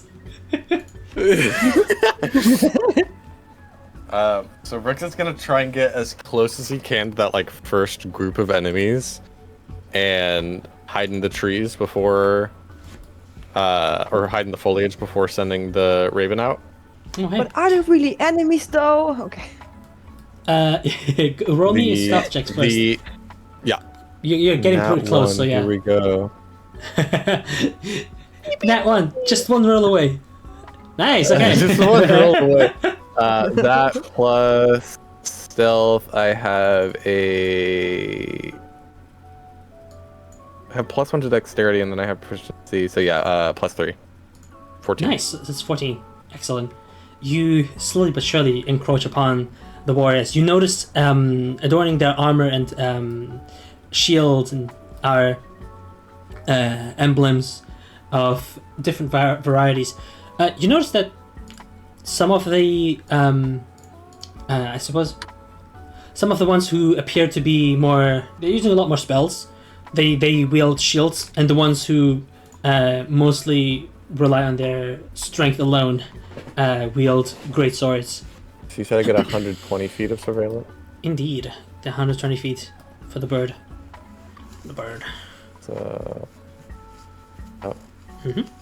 Alright, so the bird can see everything. So I'm just gonna send out Bathroom Bird and get an idea of the map, and then return to everyone else and sort of share that information. Yeah. One of the most standout things Rook would notice is that aside from these people training here, the people that are in the path appear to be gathering something from the bushes, be it berries or herbs. They appear to be gathering. The people in the camp mostly appear to be resting, and the most unusual thing that Rook would notice is that alongside Lupus, there is someone wielding like fully plate armor. The warriors that are around, they are pretty heavily armored. Like they have chest plates, bracers, and shin guards. But like this person that the general is accompanied by is adorned in this like white golden armor. It's a lot more flashy, and they appear to have like a super long blade attached to their back. Gotcha. Rook will relay that to Arman and ask if she, like, that means anything to her, if that suggests any sort of line of command, what Lupus knows about them. Okay. Or what power Lupus has over this group, sorry. I will inform you of one thing specifically, which is that you know that the different ranks in the Holy Guard are, they go from waxen aspirants. That's basically what everybody starts as basically just a little candle trying to illuminate the world. This person has a symbol upon their body that is a lot more radiant, and it is basically indicative of a one of the lustrous rank, which is one higher than the aspirant. So it's basically priests and priestesses, and those who have basically come above, like for example, let's say an aspirant would be like a sergeant. Sorry, the lustrous ones would be around the rank of like a lieutenant, which, strangely enough, a lieutenant is not high enough rank to command a general around. Like technically speaking, from military standards, the general should have command over this person.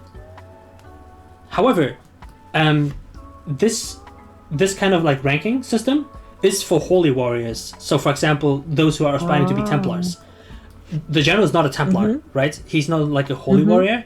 He's not trying to be a holy warrior. So, in a strange sense, this like lieutenant is more representative of the Templars than the general is. But technically, in rank, he is lower. They are lower. Technically. Okay. I tell that to the others.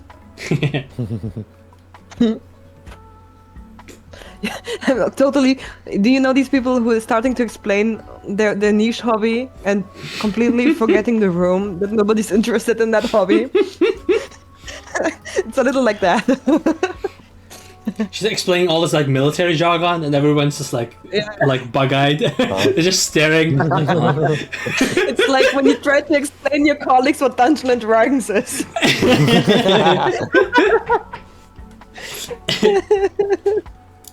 Alright, yeah. Nuvola kind of like turns to Arman and like rubs his chin and says like, so what does that mean? Does that mean the general has command over them? Or not? I think no. I think the general, if anything, the general is there as a consultant or has his own mission that he follows. Because they're aligned factions, he's able to stay with them and is able to take the resources from them. But I think when it comes to orders, he has no voice. Like, they can listen to him for, consultation and heed his advice, but he's unable to do anything else. This is what I'm saying. It's very, very strict, and like. This is complicated. So boring. Yeah. Hold on. Does that mean that we have to?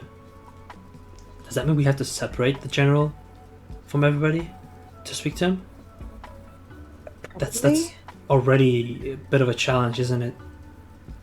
Or somebody can disguise themselves as one of the aspirants. Ooh. Do we have anybody who can do that? I'm looking around. Rook! Does Minor Illusion do that? You have the masks! Oh yeah, I do have the mask. I forgot the mask could do that.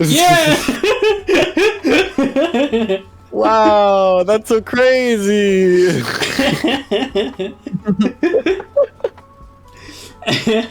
They allow you to take on the shape of any person you've I seen. could do that.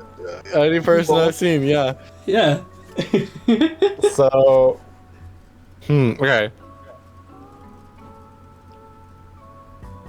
Rook is just gonna put on a mask that makes him look like Nuvola, rather than explaining anything. Damn. Okay. That's really cool. Rook just grows in size a little bit and just becomes like a tiny bit taller. But can you talk, though? To match Nuvola's size. That's really cool. And really creepy. But can you talk? like you can talk, but like, can you talk like Nuvola? Very much in Nuvola's voice, just, of course I can. Oh my god. Damn. This is amazing. That's trippy. That is trippy. But can you speak sentences that you didn't hear before in his voice?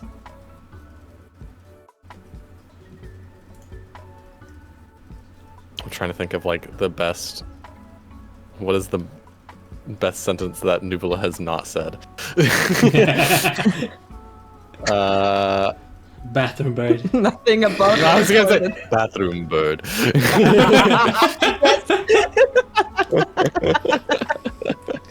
That word still confuses me greatly. Oh my gosh.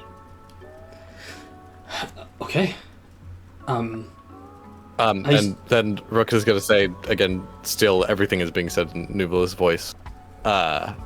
Which of the Templars should I become? Oh, I don't know if you should become a Templar. Right. The Templar themselves might be a hard sell. Yeah. You could try someone else among the ranks. Aren't those the only people that... Is everyone there Templar? Sorry, I'm not sure like what the No. Right. word of all... Yeah. Templars are the highest rank. Okay, so the priests that are there and stuff would be your easier sell. priests. There's I tried priests to and explain then it to you, Rook. yeah. these guys. These guys, these ones specifically, they're not Templar yet. They're aspiring to be Templars, so they're Templar aspirants. Okay. They're aspirants, Okay.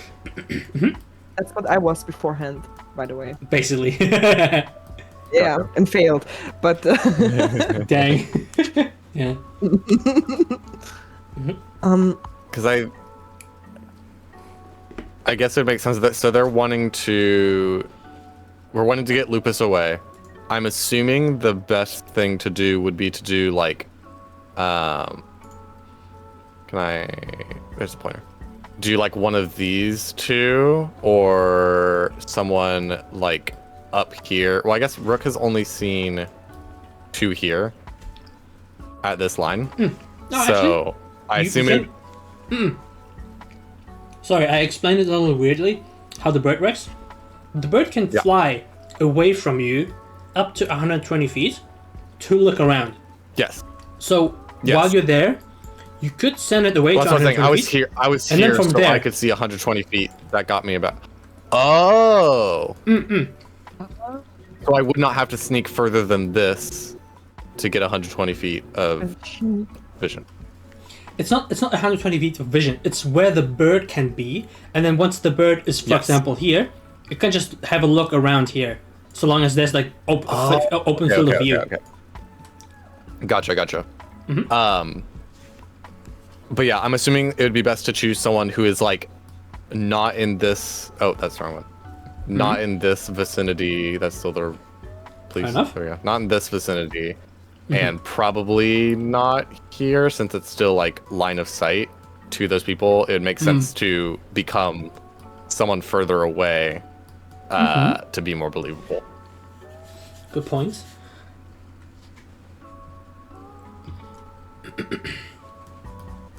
Is that what you would like to be doing? Yeah. Excellent. So I guess I'll do. hang on. Before you do, I would like to, if DM allows me, give him like a 5-minute presentation on what not to do as a Templar soldier. Okay. So that he knows how to behave. I will say Misbehaving? Never. you can roll me a persuasion check for Arman. For Anna. Horace stood right behind Rook with their hands on his shoulders, making sure he pays attention. 17 in Look total. directly at it. Nice. Rook will get advantage Thank on... God I had... Yeah. Any kind of persuasion roll, I'm assuming. Exactly, like some kind of charisma roll that he might be doing soon. Right. Oh, Cool. thank God. And if you're there, maybe, I don't know, what are you planning to do? To tell him like, hey, hello there, we want to talk to you privately. Is that what you're trying to do? Or like, come follow me in the not suspicious forest.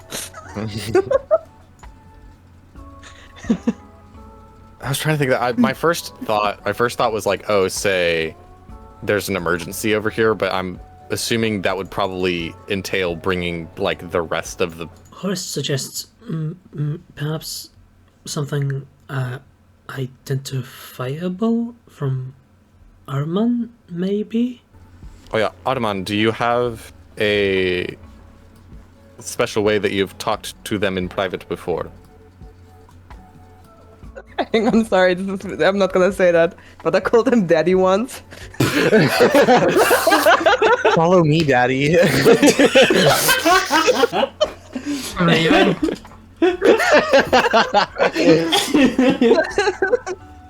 Rihanna's been activated like a sleeper agent. Daddy. Jeez. No, I'm not gonna say that to you, of course. Or am I? No, I'm not. You don't want if you don't want Rook saying that, then you shouldn't say, because he will take that seriously. No, I will not. Oh yeah, but I think I'm gonna pull out some prayer beads and put them into your hair. Oh, actually, they're not very special. Ooh, you can say. Okay, sorry. Was this? Hang on, I have an idea. So, Yeah. go ahead. Sorry, I asked that specifically because I was remembering last session, you went and met up with someone, like before all of the people rained down. Is the general the same person, or am I thinking of someone else? Yeah. It's the general is the same person. Okay, so, like, was there a way that? How did you get their attention then? It was a rock. It was like a rock. Oh right. Yeah. You can say something about like a translucent dog. Translucent dog. Because no, like the first time he lured me to talk to him was with a translucent dog because I love animals very much. And I Okay. pet Her Majesty's mane. But like that would be an idea. Is that a well-known fact? That like there's. I don't think it something- is. I think the dog idea is not too bad. It just depends. How do you bring that up? It could just be. It could sound like you're bringing up a rumor. You There's a can say, translucent dog in the forest. We gotta get him. Horace brings up, you could say that the weirdo from the town square wants to talk to you. am I a weirdo? I'm the weirdo. No, you're not a weirdo. You're lovely. Nobody's a weirdo. I paced around there for 2 hours, apparently. The Nuvula doppelganger will just nod and say, "Weirdo." Not my words, by the way. When you say nobody's a weirdo, when you say nobody's a weirdo, then he'll just sort of glances at Shitai. The side eye! I swear! Man. He's just catching strays. He's not even here. Kind of deserved, though. Kind of deserved. He's not even here to defend himself. Anyway, like one idea I had is like because it's famous that I fluked the exam 7 times. Was it 7 times up here or was it more or less? Yeah, sounds about right. Yeah, like I fluked the exam 7 times, and that number. He was like my mentor, and you can say somebody who fluked the exam 7 times once is in trouble. Oh no, wants to speak. I don't know. Rook will nod and say, "That sounds like it has the best of working." I'm destroying this accent, by the way, Abby. I'm sorry. Just trying to do what you did.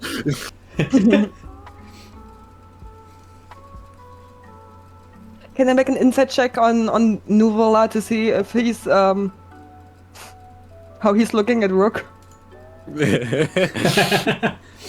You okay? So you look back. You look You don't towards, need an inside check to figure that one out. You look to Brynhilde. You look to Shitai. You look back to Horus. You look to Shitai. You look to Brynhilde.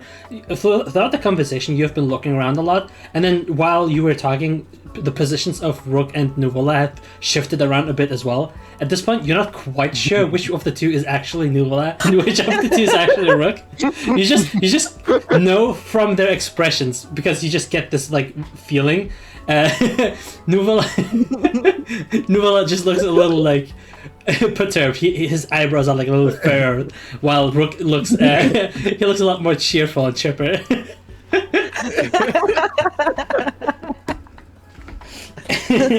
Damn. Oh my gosh. Yeah, are we in agreement that is the best way to go about it? Because I'm good to go ahead and do that. That sounds I would say so. a good as plan as Or? any. Yes. May as well try. The worst that we have to lose is that you return to the bushes and nothing happened.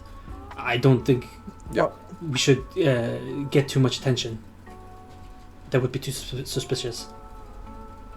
Hang on, before you go, let's test the salute again. Really quick test. Rook switches into before doing the salute. He switches into the very cleverly named Empyrean Priest for Order, and we'll do the salute in that body. Nice. All right. Make sure to expend one of your bardic inspirations because you use that to basically alter your body to turn into someone else. Where did I put that? Yep. Just so you have, your resources before going into any battles or something, in case there are any.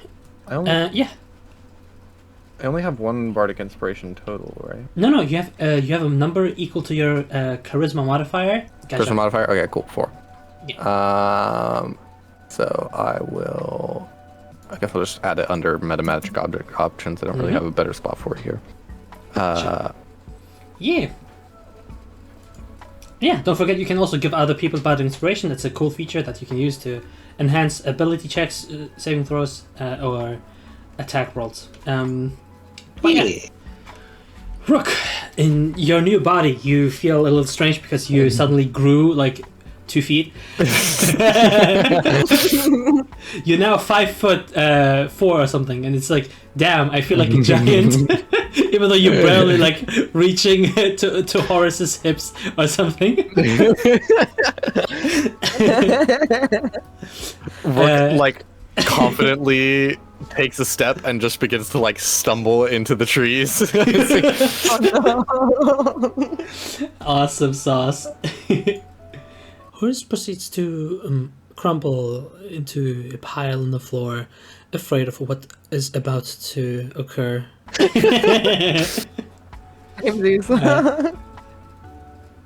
Brynhilde just offers out a hand.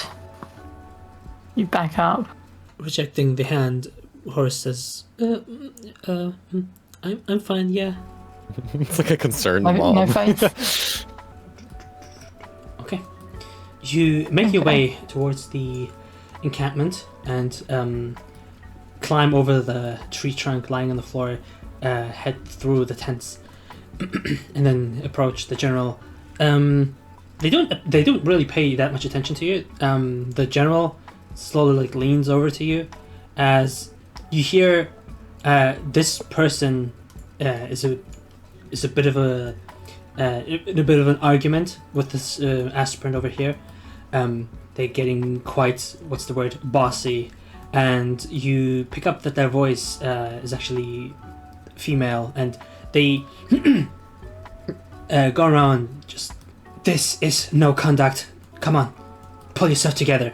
Like, it basically grabs them by the sleeve and just like tugs them up, and then he just like stumbles on his feet, gives a good big sigh, and just like he stumbles away, looks your way just for a little moment, and then just like continues walking off. He seems a little sluggish. Maybe he's drunk, maybe he's just really sleepy. You're not quite sure, but he just like wanders off into the thicket. Just the way you wandered in, he basically wanders off. And I just like they walk over and just like sit down on the tree trunk and start like chopping wood. Lupus turns towards you and says, "Yeah, what's up? Anything happened?"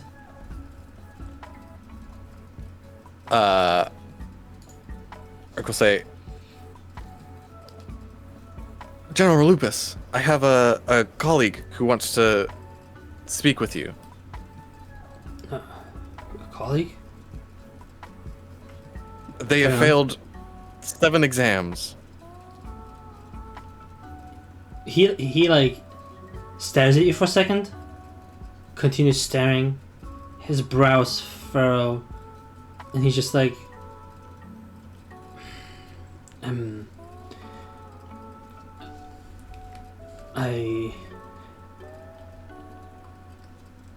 I think they will be fine without me. He averts his gaze for a moment, and just like, he looks like deep in thought. Rook is going to command his bird, his raven, to land on Lupus's shoulder. And then in Arman's voice, what was something Arman said recently? I'm trying to think. Luna recommends saying, once again, I failed the exam. just clown on her. I'm gonna have it say, mimic Arman saying something about getting through. I don't remember like specifically what she said, but something about like, oh, we defined a way through, but in Arman's voice. He flinches for a second, noticing like the change of voice, and just like he narrows his eyes a little bit. That is not Rook saying it. That's him sending the bird down onto his shoulder and having the bird mimic it, since the bird also has. Gotcha. Oh, how Yeah, amazing! This is really cool. I don't know. I love bathroom break. I think this is a very good bird. The bathroom bird. I like how I'm describing it as like this creepy fucking bird with like a skull for a face or something, and you're just like a bathroom bird. And we also are calling it bathroom bird. I love this group. He gets up from his seat, turns around to the other aspirants and the priestess, turns towards you. Please roll me a persuasion check. Okay. You will have advantage because you have gotten the help action from Arman, basically. Yeah. That's good, because that's a 2. Through I may have plus Arman's 6. Okay. Yeah, through Arman's tutoring, basically. Yeah, 16. Excellent. Oh, thank God. Perfect. Now, he turns towards the others, and then gives them some like throwaway orders to just like, hey, I believe we need a little more firewood. Make sure we have enough for the night. Towards one of the aspirant, and then he just like salutes, nods, gets up from his bedroll, starts walking off, and then tells the other aspirant, make sure to check if we're getting enough fish for tonight. To the other aspirant, they give a quick nod and just like walk towards the river. Then turns towards you. The priest is kind of like, I guess, what's the word? Gets the vibe of the room and just like follows one of them, and then turns towards you and starts gives you like a quick nod. All right, Rook is gonna lead him back over this way. Mm-hmm. And then as they're getting close to the party and like out of the view of everything else, he's just gonna take his mask off and transform back to his usual self. Okay. Like before making it all the way back to the group. Yeah. You notice how as you're basically walking along with Lupus, basically you get his attention and you lead him down south. As you start heading off, especially your bird would notice that the lieutenant starts getting up from their seat and heading your way. They seem to be following you. Okay. Roughly how far behind, like how much time do we have before it catches up? I guess it depends on your pace. If you're trying to hurry, you might be able to get some distance between you two. If you're trying to hide, that's a different, like trying to hide from the lieutenant. You might be able to like completely throw him off course. Gotcha. Otherwise, they're keeping pace, basically. Okay. So as soon as Rook understands that, before changing out, I'm gonna just change that idea since I'm aware that the lieutenant is following us now. Yeah.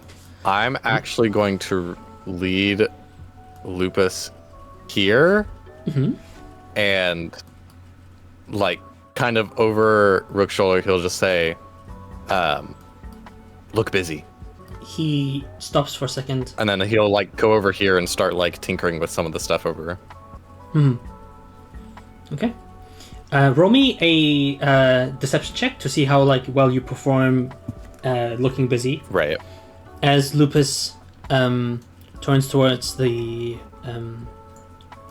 priestesses and priest. Nice, okay.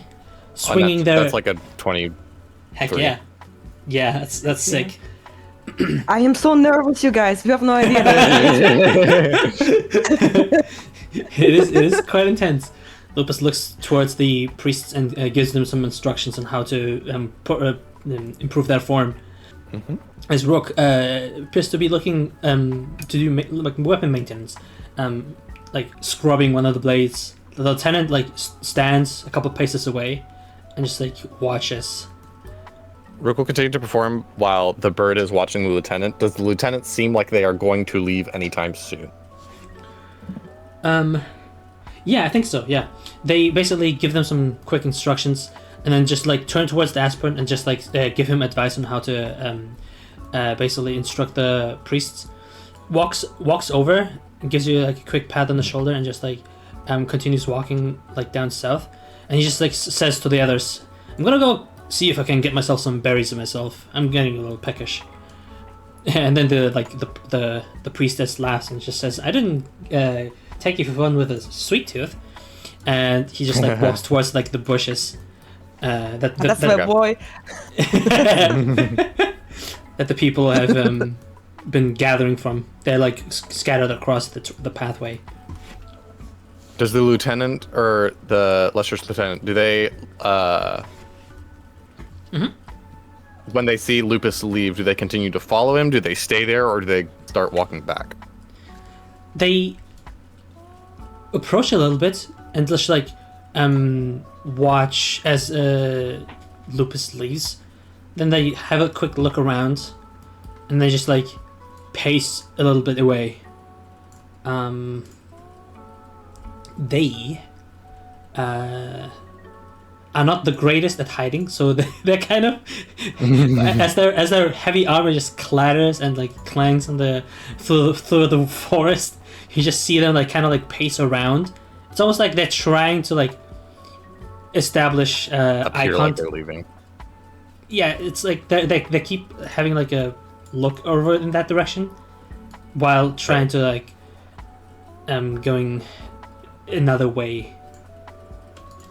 Oh, this is really All right. bad. Did Rook hear when Lupus was talking to the aspirants over at the original camp? Did Rook hear any of them respond? While you were talking to them, to Lupus? Yeah. When I was over with Lupus and Lupus was giving orders to the aspirants over there, did Gotcha. Rook hear any of those aspirants respond to Lupus? Yeah, of course. They basically said, yes, sir. Agreed to check on the situations. They didn't really question it. It's like, okay, I guess we are lacking some firewood. Let's go check it out. And they In that case, agreed. Rook is gonna send his bathroom bird back into the camp over there and have it mimic their voices, kind of like shouting.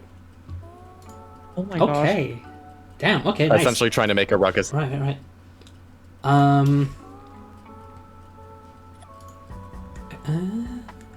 How would... God bless you, Rook. Mimicry... Oh, wait, yeah. Let me check this.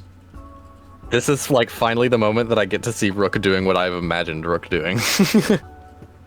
I think you need a better name than Bathroom Break, but I actually love Bathroom Break name, so... But you need something more. You can call it BB. I was literally about to say BB.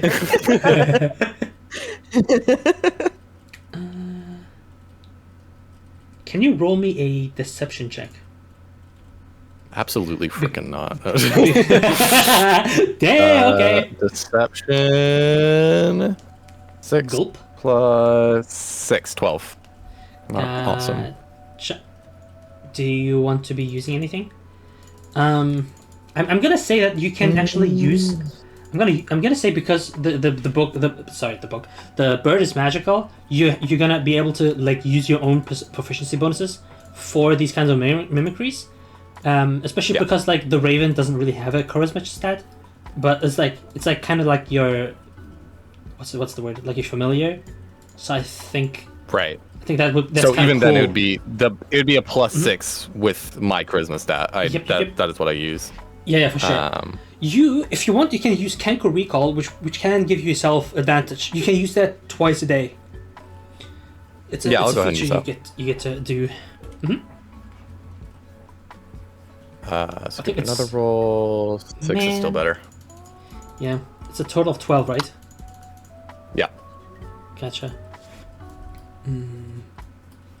I was performing too well and had to get nerfed. Yeah. The lieutenant does not seem deterred. They continue walking. Okay. In that case, the lieutenant is very much watching Lupus rather than Rook, right? Yeah. They're keeping an eye on the general. Rook is going to walk up to the Empyrean priest that he is mimicking and get their attention. Okay. Okay. Okay. Trust me, I got a plan. You seem like chat with the girl. You get a little like read on their conversation. It's quite clear they're like a little into each other. It's like kind of cute. And then like the girl just like looks at you, looks a little like horrified, and just like looks at you, and then looks at the priest. He's just like, "What's up, Sarah?" And just like he gets up, turns around to you, and he's like,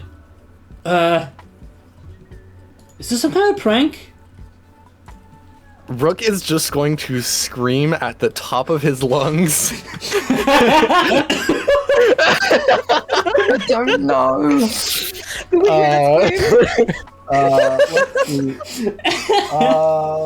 We thought the guy is unhinged. Apparently not. Bruh.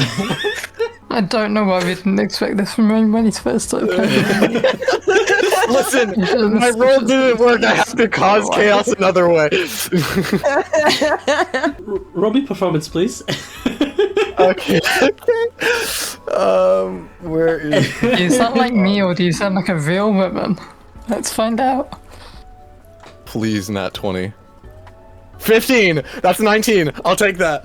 I'll take a 19. Go. Let's fucking go. Okay, that's awesome. You. I'm trying to think. I'm sorry. I'm looking at like if I have anything to cause even because I don't want to actually begin combat. So I don't want to attack the guy. But I'm trying to look if I have. Oh, there we go. I cast fog cloud. On top of the priest. Okay. Wait, are you screaming and casting fog cloud, or only casting fog cloud? Okay. I'm screaming and casting fog cloud. Okay. The haunting. It's like a doppelganger coming and just. Oh my god. This guy is traumatized for life. Yeah. He's gonna desert. He just like sees an image of himself. You just start screaming at the top of your lungs, and he and then he goes blind. In response to your screaming, he screams as well. Ah! And he just turns around, just like starts bolting it towards like the camp. Devil, fiend! He just got screaming for his life. And then Rook is going to use his bird to see how the lieutenant responds to that. Considering sound travels pretty well here, Horace picking up the sound of the screams looks in absolute abject horror. Because from their perspective, they're hearing the same guy scream twice. Yeah, exactly. They're hearing like the exact same scream happen. Horace in desperation asks, when do we step in? While Arman is grabbing her billock. Fiends? What? That too? Brunhilde just goes to sit down next to Horace. You turn over to check on the lieutenant, and they're quite a distance away, but you can see them with your bird. Right. You notice how they just like pause for a second, give like a big sigh, and just like say these babies, and just like starts rushing towards the north. And some of the other troops also start like unsheathing their blades and like heading that direction. Cool. Then Rook is going to change. Did he change back? Rook is gonna stay in his current form, like keep the mask on, but he is going to run into the bushes as quickly as possible and make his way towards Lupus. Gotcha. At this point, Lupus would have probably like continued walking, like towards here. Just like keeps going a little off the beaten path, so you can just like use this side of the forest. I'm gonna move around some of the Templars because they're like responding to the screams. They're gonna be on edge now.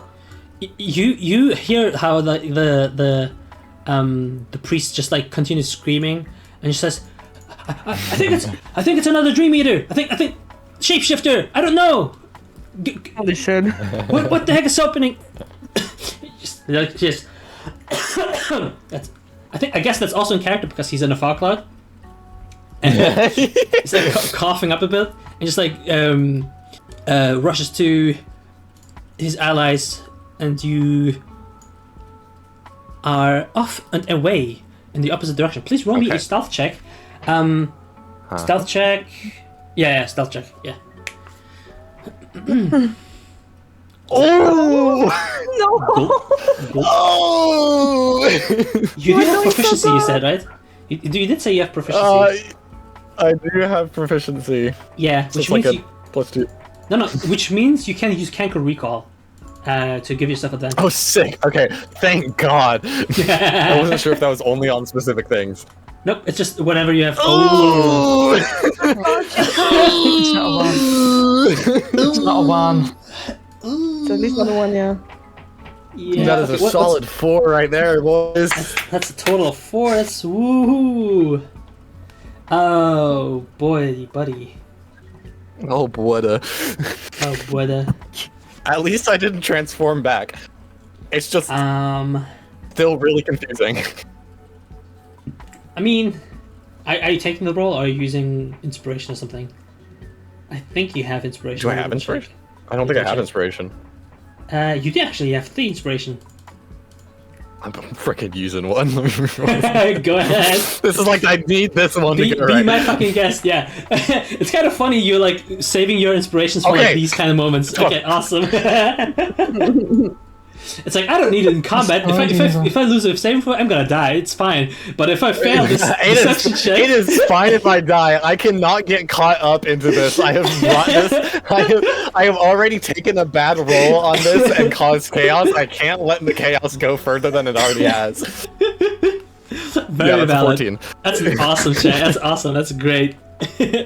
You rush away and head into the bushes on the opposite side of the path as the entire camp is in a ruckus. Lupus just like looks into your direction, and Rook is running over there, just grabbing the dude and being like, "Come on!" Just runs him back. he comes with. Do you when do you turn back? Do you turn back like when does Rook try to do that? Because of all of the chaos he's caused, it's only going to be after Lupus starts talking to the rest of the party that Rook switches back. Okay. You feel as you like grab his like. We'll be right back. I can keep listening, but I am going to go. Gotcha. Use the restroom real quick. Mm-hmm. As you grab his hand and just like start pulling him, you feel like a glare coming from him, and then for just like the shortest of moments. This like wave wash over you as his eyes start glowing in this like, at least like his irises start glowing in this like cyan shade, this cool blue, and he starts emanating a little bit of this like blue mist. It almost looks like what's the word, like dry ice like coming off of him, but he continues following Rook until he reaches the party and gives everybody a very, very concerned look. The moment that Rook returns, Horace proceeds to revoke Rook's speaking rights by grabbing his beak again. Go back into put the dunce head on his beak. The dunce head on his beak. What madness is this? So sorry. This was meant to be simple. I don't know what happened. Simple, oh my gosh. Huh? Go on. I don't know what the hell he's doing. Anyway, hi. Before we are found out, you can see behind us a lot of people wanting to cross the river. And we want to help them. But we can't when there are soldiers and Templars in this forest. Is there any way how you can help us? Help you? Please.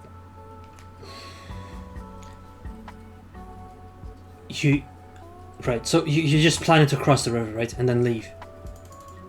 Yes. We don't want any ruckus. We don't want to fight anyone. Okay. There are children here and old elderly people. And you know how Templars are. The only request that I have is that once you cross the river, just don't look back. But What do you mean with don't look back? Just trust me on that. I cannot say more than that. You cannot say... Are they gonna torch the forest? What is happening? No, It's complicated. Can I make an insight check? Yeah, please do. What the fuck is going on today? I can't believe it. A 6. All right. You notice as he's talking to you. He's obviously quite disturbed, and while he's speaking to you and talking about you crossing the river, he starts like scratching a little bit at his like throat, and then it just turns back to you, and he looks stressed. You can't really tell anything else. You're not really sure why or how.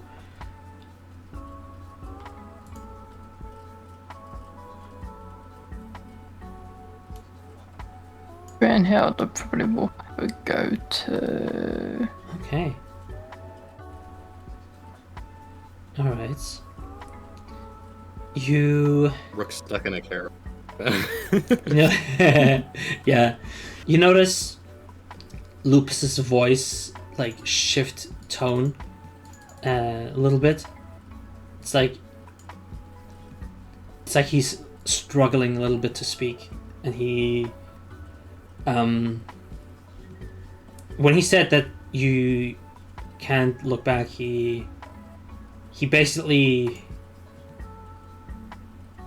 implied that you should cover as much distance between here as possible. Put as much distance between you and this group.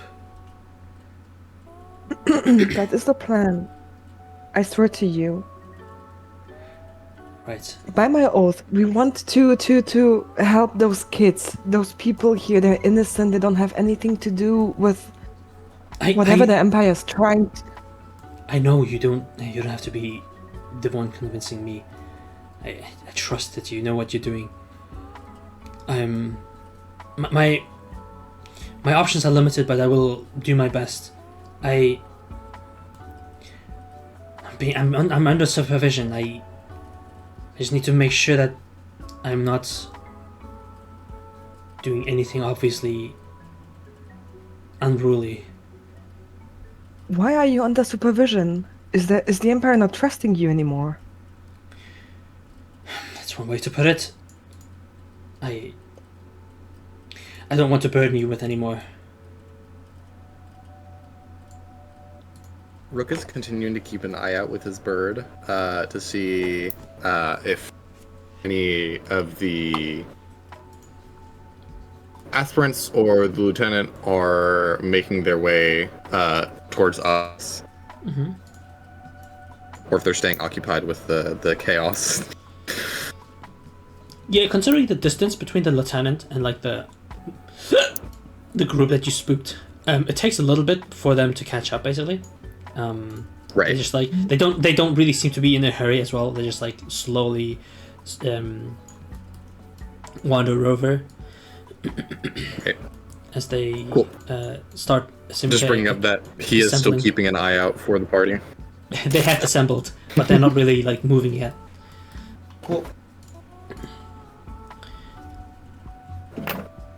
And why, like,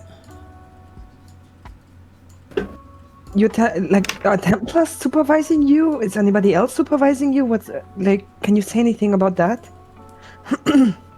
Your guess is accurate enough. I won't bother you with the details, but basically, I'm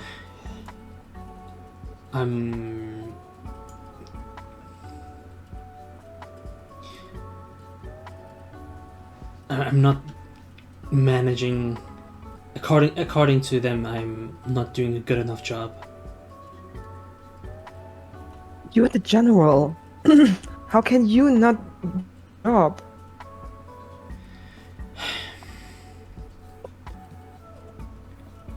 Never mind. I don't want to put any pressure on you. I appreciate that you want us to help. That you want to help us. I look around the group. Like we settled, like out of character. We settled on distraction, right? This is what we wanted. Yeah. Okay. Yeah, maybe not how it ended up going, but the overall idea, yeah. Mm-hmm. So, the idea is, can you like steer them away from the road that the caravan can pass? You know, yes, I can.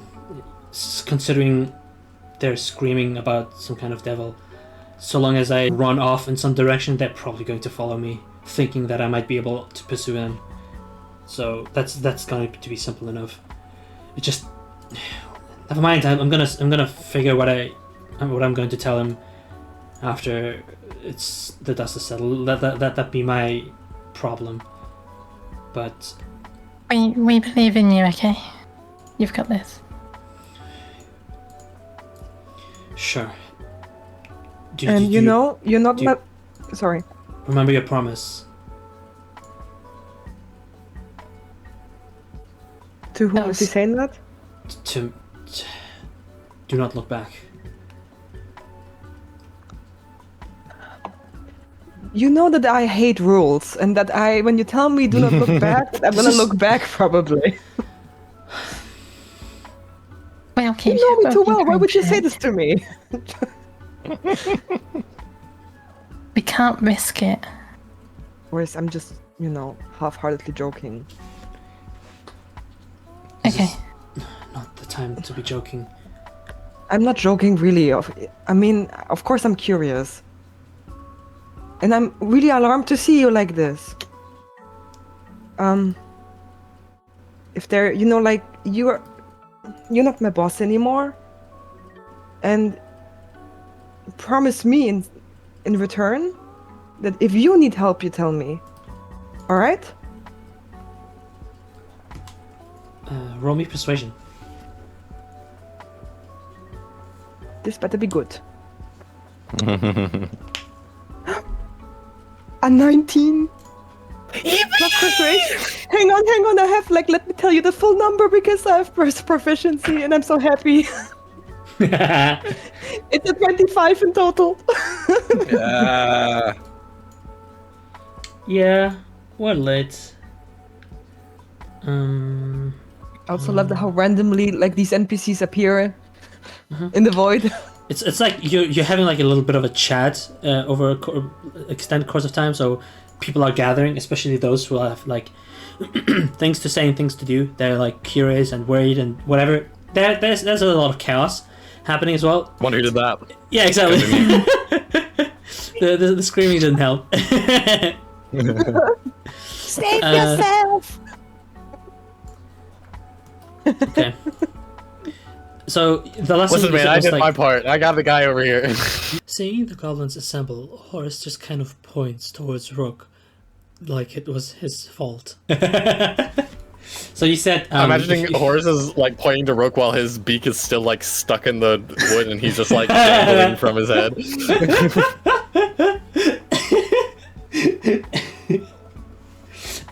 Yeah. So you said that if you need help, that you're gonna tell me. Yeah. And the persuasion check was I'm not how your much? boss. 19? You're 25 in total. Oh, okay, never mind. 25, crazy. My one good roll today. That's all we need. That's all we need.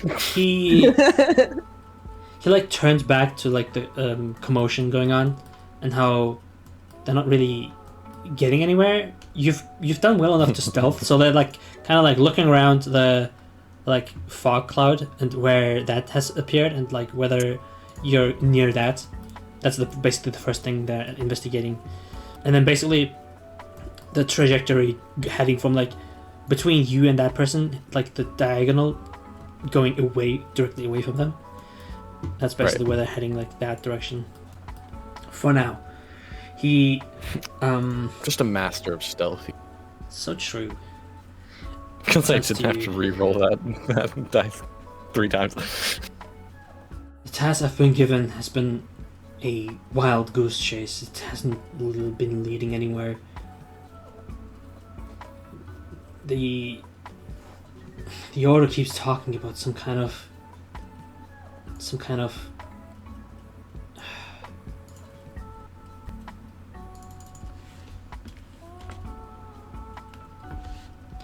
never mind. It's whatever. Either way, I've not been able to succeed in this mission that I've been given.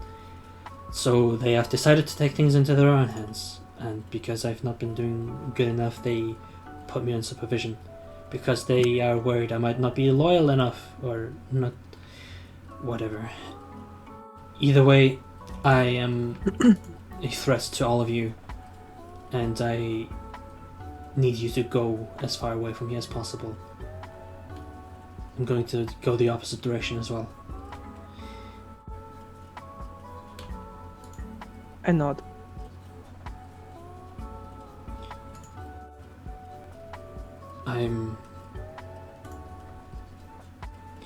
I'm ashamed of everything going on here, and it is not...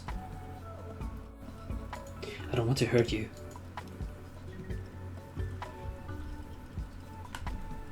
I will not see you ever as my enemy, even though there might be some time.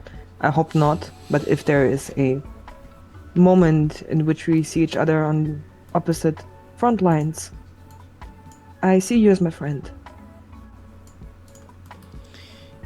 But I honor you two in our ways, to a degree. He exhales, says, I wish it was that simple, but I appreciate your words regardless. He lifts his gaze a little bit, looking towards like the caravan, how some of the like NPCs have appeared, just like checked on the situation. You notice that the total person has just been like eagerly like clapping her hands a little bit, and just like waddling off towards you guys, and just once she's closed the gap, she just says, he's fighting. Do you not see his struggle? I assume Arman sees it? Depends on what you interpret as the struggle, but I suppose. I think what would assume from that is that he has a morality conflict that she is painfully aware, because she has it as well in a different manner. Just she is empathizing with that, I would say, from my perspective, like from her perspective. But if he's having like a spell cast upon him, I cannot see that probably. Yeah, of course. She kind of like tilts her head towards you, and just like looks back towards Lupus, and then just says, it is quite the unusual experience to see the beast of Gévaudan so close. However, it seems you are still in control for now. How long until you lose yourself? Are you saying what you're saying? Okay, I say that like not in character, but okay, sorry. I'm just excited. Lupus kind of like furrows his brows and just like says, do not mock me, shaman. I do not need your pity.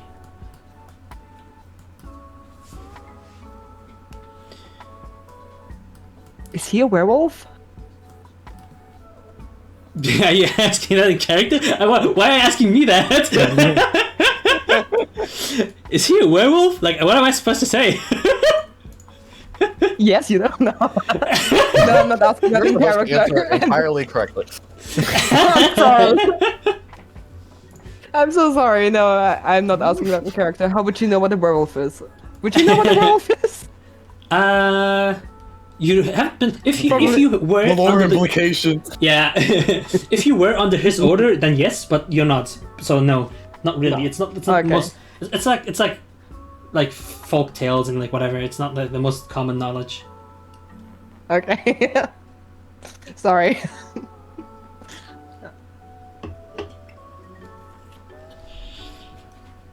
Renho will turn towards you.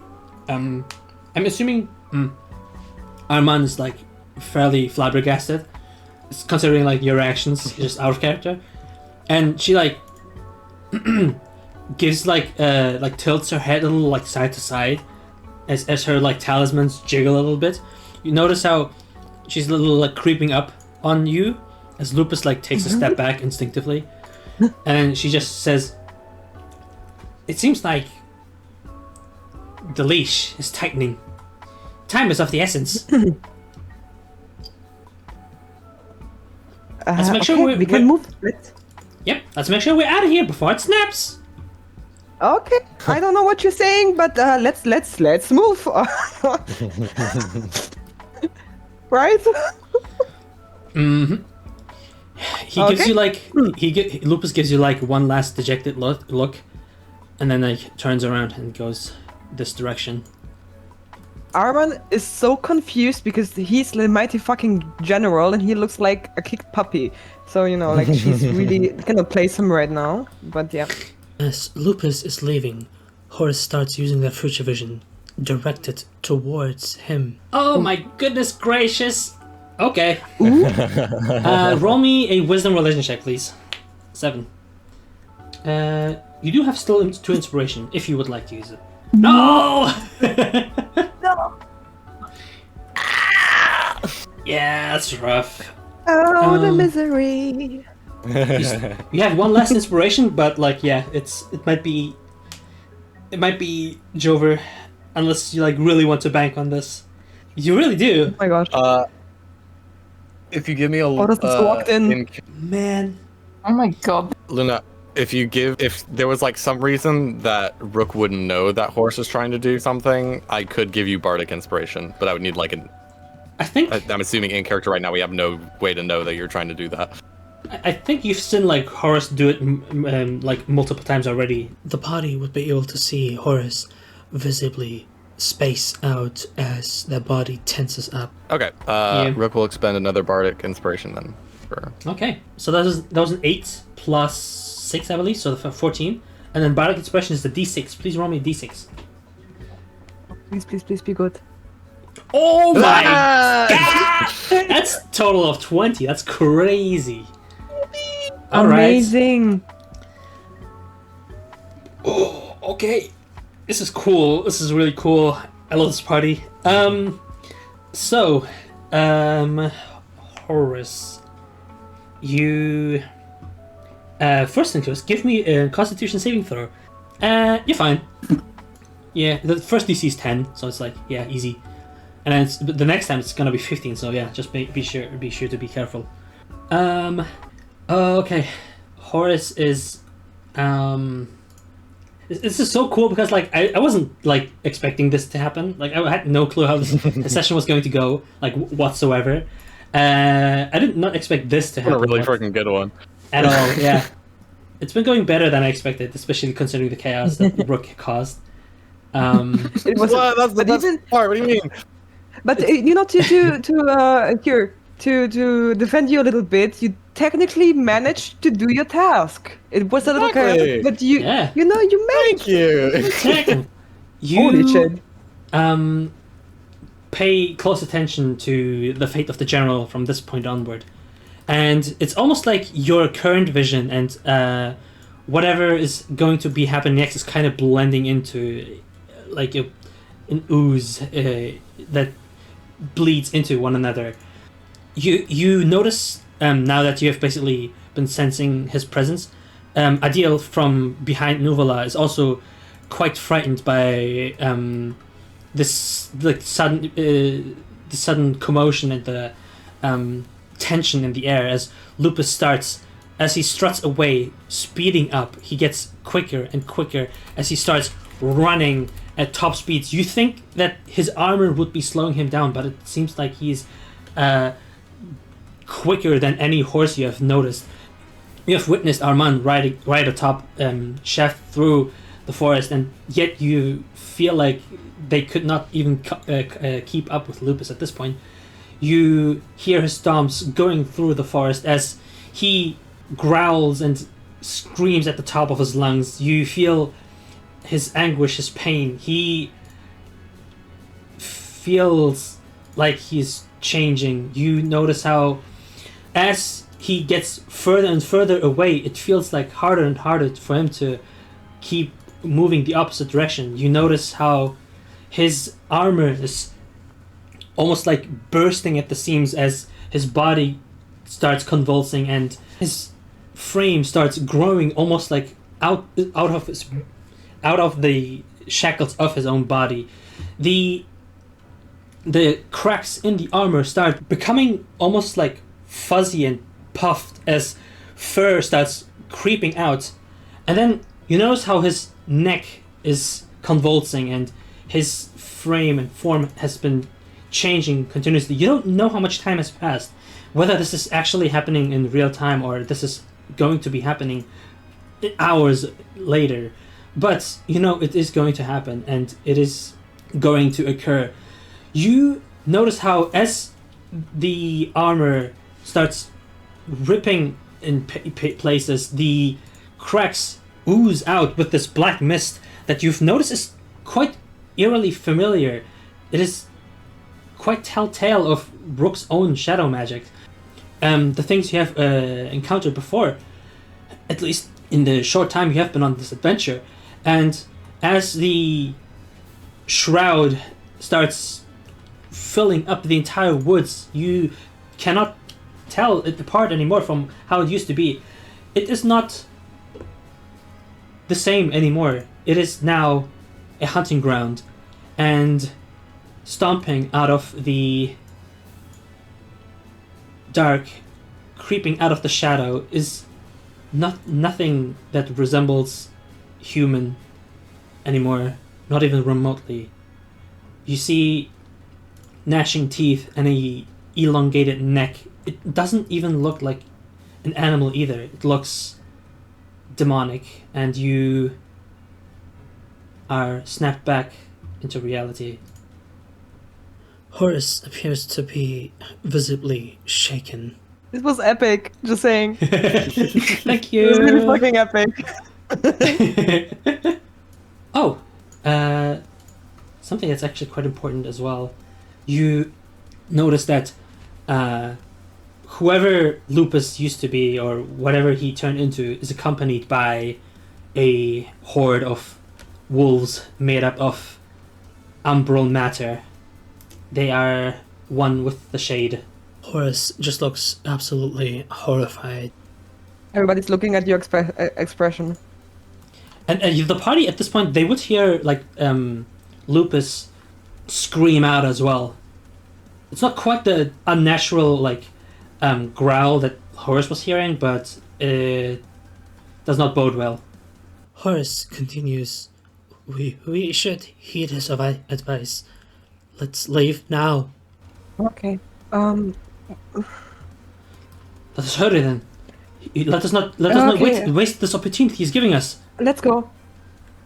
Okay. Rook is already sitting in the caravan, just like looking very pleased with himself. So smug. I am mounting my steed. Abby's just like I feel like I have a Porsche. for sure. You just notice like Abby kind of like look around. She looks pleased as well, kind of like Rook at the moment. Brynhilde walks over to Rook, yanks him out of his hole, and asks what the bird sees. Oh, what the bird sees? clear. That's a great Yeah. question, Abby. Interesting. What does the What is- bird see? Bird sees. Where does the bird go? There we go, everything. Does the bird follow the guys? Yeah, he'll probably watch Lupus as he goes. Right. You. Oh, no. Okay. The bird themselves is also struggling to keep up with Lupus. However, they basically hear him through the woods as he's stomping his way across, and you notice the entire like entourage of Templars and priests basically give chase after him as they scream bloody murder and yell prayers and curses towards the devils that they think they're chasing. Dang. Well, that went well. Yeah. Surprisingly. I would like to try something. Mhm. I have my channel divinity powers. Yes. And I have one which allows me to rally somebody to move faster. Hang on, where was it? Make with the wind. You hold aloft your holy symbol, blah blah. You and a number of creatures of your choice within 30 feet that you can see or hear. You can move up to their speed. Can I use this to make the caravan move across faster? Does it say like a limit on like how many creatures it can be? Yeah, up to my charisma modifier, Gotcha. How many creatures is that? which would be 4 people. Okay. And yeah, If you do Sorry. it twice, I guess if you do it twice, you could do it. Like you only have to use it once per caravan because you only have to use it on the beast that pulls it, on the druid, wild-shaped druid that pulls it. You can use it twice because you can use every channel divinity once for free per long rest, and then you expend your channel divinity. So Okay. if you do it twice, you can do 1, 2, 3, 4, and then 1, 2, 3. Helping them. I would like speed to do along. that. Okay. All right. Does anybody else have any features or any like abilities, spells that you would like to be using to speed this thing along? Don't think so. Okay. All right. How would you like to do this? Could the party please do me some checks? Could there anything I could do, like Step of the Wind? Yeah, I imagine. Wait, I imagine, since you are quite speedy, you could basically rush ahead of the group and basically try to lead them alongside Chef and Arman. Okay. You actually have the same speed as the horse, basically, by the way, so you can keep up with them. Nah. Yep. Shitai also has Who's the features. Steed now? You. Whoops. There you go. You 3 are the fastest among the group, so you can basically bolt ahead to aid everybody else in finding their path. Okay. can I add some cosmetic to the to my channel divinity? Please do. As I cast them at the caravan or the druids pulling them, you see a golden string appear, forming a brief image of a horse running as they get blessed with channel divinity. Nice. Sick. You start speeding up as the caravan basically gets to move quite speedily. The party moves along. Arman and Brunhilde, what would you be liking to do to basically guide the caravan out of the situation? Would you be looking for tracks? Would you be looking for the shortest path out? Would you be guiding them with your voice? Question. Mm-hmm. Sorry, I didn't think about this until right now. Could Rook ride on Chef with Arman to relay what he can see through Bathroom Bird?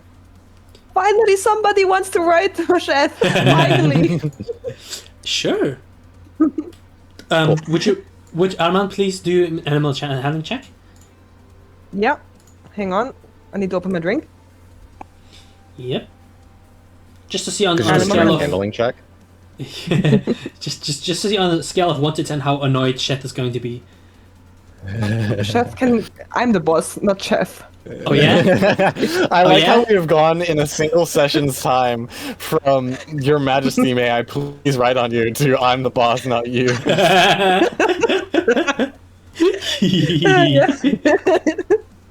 Not even 24 hours have passed.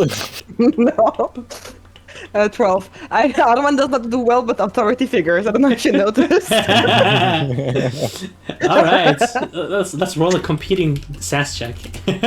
Oh my gosh. Please don't I throw me love that off. SAS check is officially something that happens in this game. She rolled a 19 natural, so Yay! she's feeling bossy today. So she's going to like Okay. she's going to like kick her hoof and just like kick dirt into Rook's face. Dang. Rook is a Wait, what was small that? creature. Okay. Yeah, Rook is a Yeah. small creature, so technically you could like count as a mount for Rook, and like your speed is not slowed by having them on your back. Thank All right, God. cool. Vin has Rook to get on. All right, Okay. Rook gets on. Excellent. And again, I'll be relaying all of whatever positional data that the bird can see to people later, leading. Okay.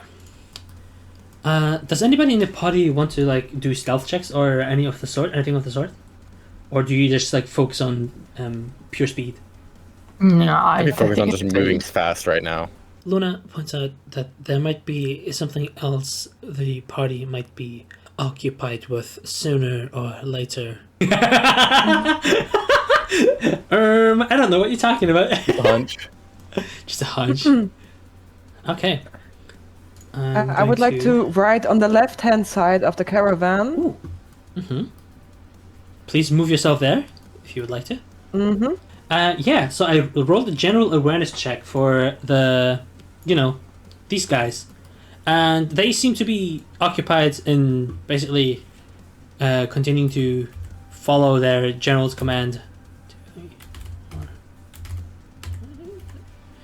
And, okay, that's not good.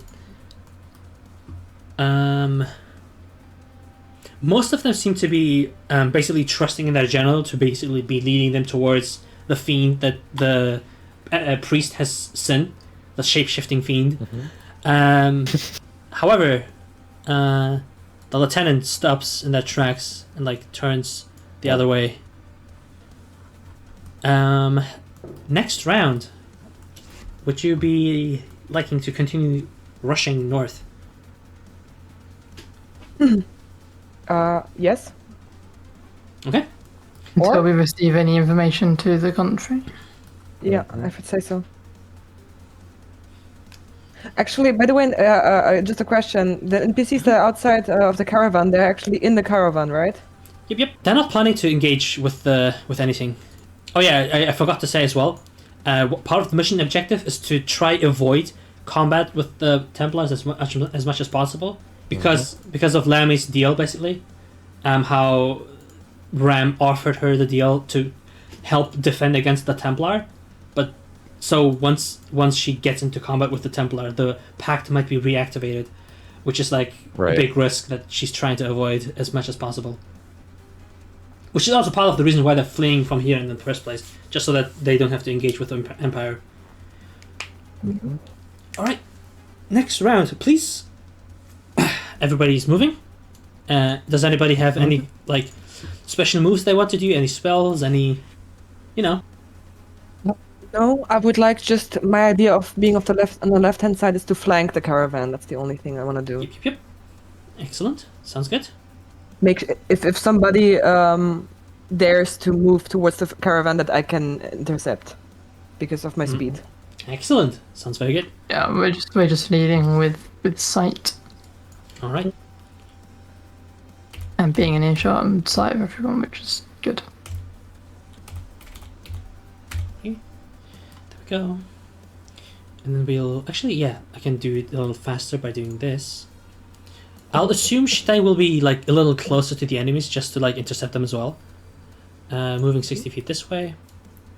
Horse moving 30 feet.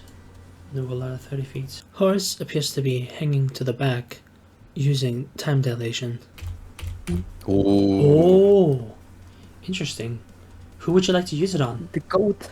Starting at the front, Horse goes down one by one, casting time dilation on each of the cards to speed them up in a row. Gotcha. Okay, interesting. That's cool.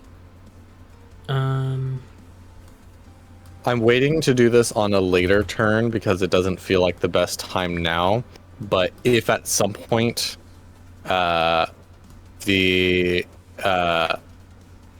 Templars starts to come our way, Rook can also cast Fog Cloud again to make it more difficult for them to reach us. Gotcha. Okay, cool.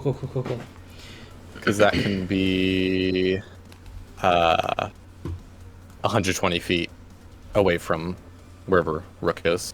Mm-hmm. And it's a 20-foot sphere. You know how much I love that chef sounds so similar to chef. It's kind of At first I thought that's what we were saying. I'm like, huh? What's the chef? Gordon Ramsay. All right. You donkey! Then the Seth's rolls really do make sense. If she could cook as well, that would be amazing.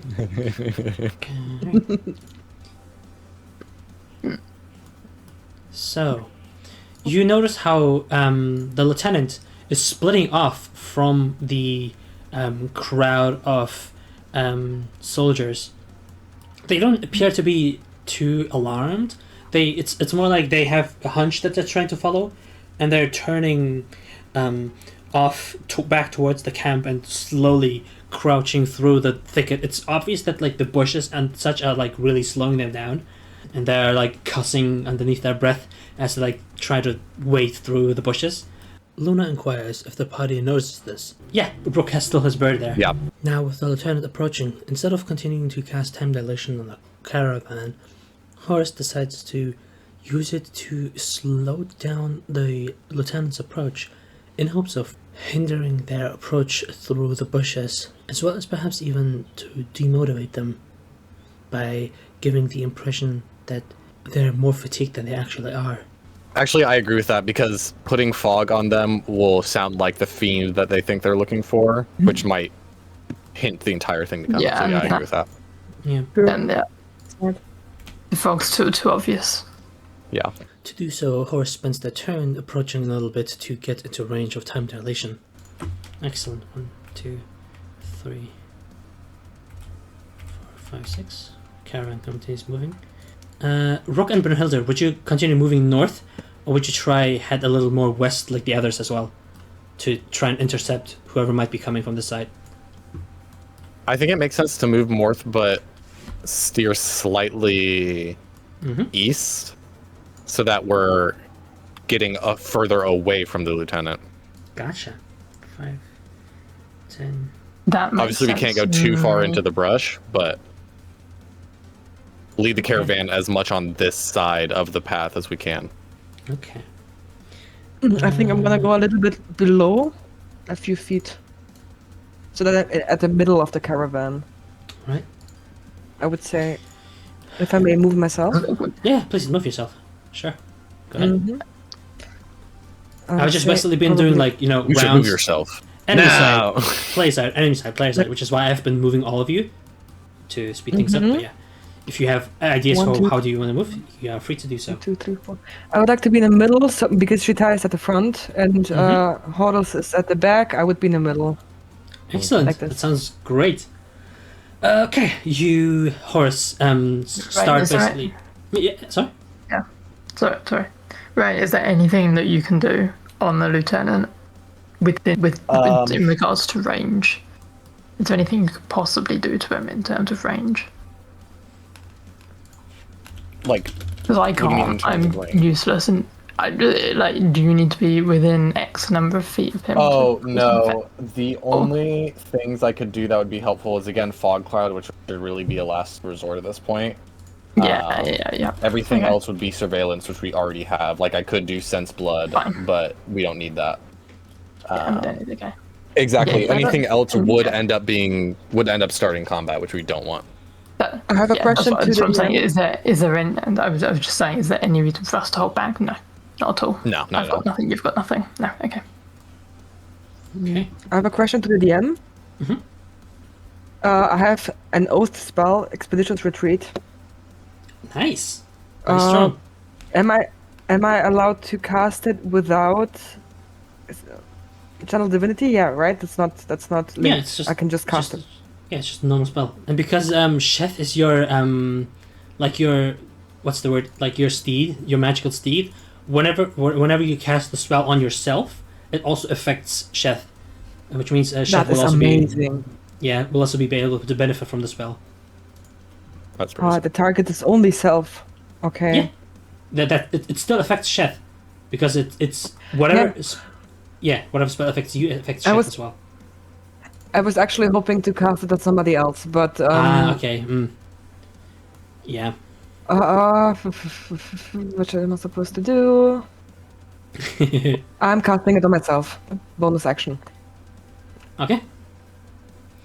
You have now the ability every turn to dash as a bonus action. How long? Hang on. Sweet. Up to 10 minutes. Amazing. Good. I'm still remaining at the middle. Heck yeah. It's actually really cool and interesting what's happening right now. Okay. I fucking love it. Oh yeah, and When you created this encounter, was this what you had in mind? kind of some degree of this. Exactly. The idea was that like the caravan moves as you guys are continuing to try keep the Templars away from them. I just didn't expect like you to basically gather all the Templars with like one big scream, and then like yeah, it's like there's like a shapeshifter who just looks like you, and it's like damn. What the heck is up with that? Some kind of devil monster that like mocks me? Damn. And then everybody's alerted there's something here that's dangerous. And I love that, these are Templars and highly like biased, Empyrean, super religious, but in a way that is not healthy type of people who are extremely superstitious. Yeah. And see the fiend everywhere. I love this so much. Must be a fiend. Okay. Must be a fiend. Certainly Enemy- not a random bird that has a weird mask.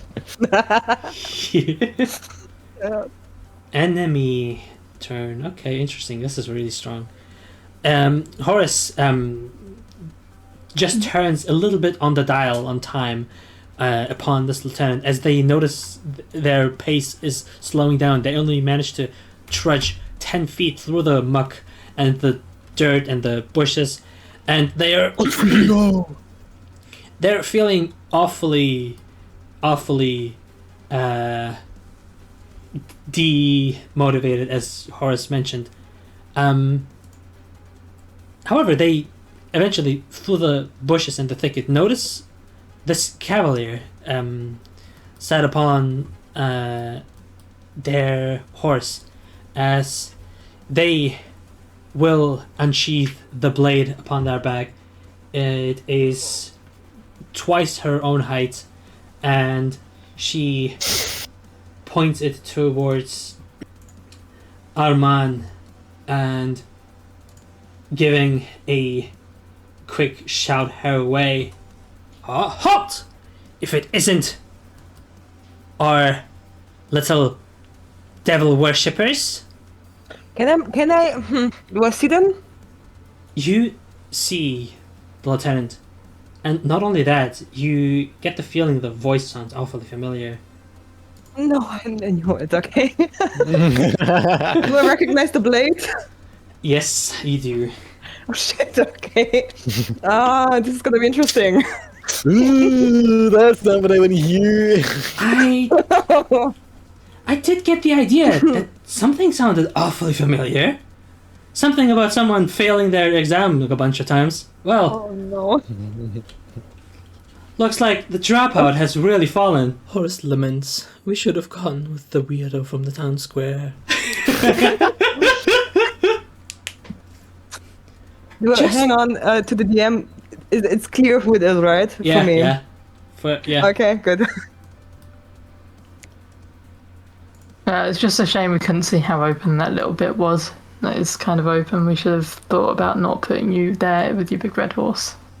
You know what else I'm if that is the person that I know it is, or assume it is. Yep. And I know the blade that they carry, it's actually really bad for me right now. Like, actually, it's fucking bad for me right now. Alright, cool. Like, seriously, you guys, it's really fucking bad for me right now.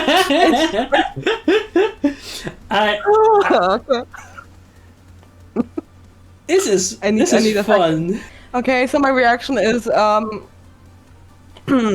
you know, when you see somebody you have thought you will never see again, and then you see them in a really randomly on a train station, and you're like, fuck.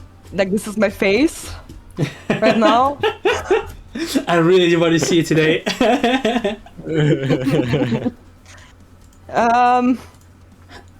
Yeah, what's up? Cat, you got your tongue? A bit. Yeah, that's how you sound right now. Is she taunting me in character? Huh? Is she taunting me in character? Yeah, 100%. You know what I say? Fuck off, Zahira. Yeah! Really fucking pissed right now. This is peak. This is peak. And you see me flex my bill hook. All right. Like not Player- pointing it at her, but making visible that it is there. Heck yeah. Player turn. You notice how as the person now addressed as Zahira has turned towards the caravan and made their approach slowly but surely through the bushes. Screaming out towards you, the troops have also paused. Due to having rushed into the forest, they're all also slowed down heavily by the thicket. So that's why they only really moved 30 feet, even by dashing. So they have been heavily slowed down by the thicket. But now they're aware of the fact that something's wrong.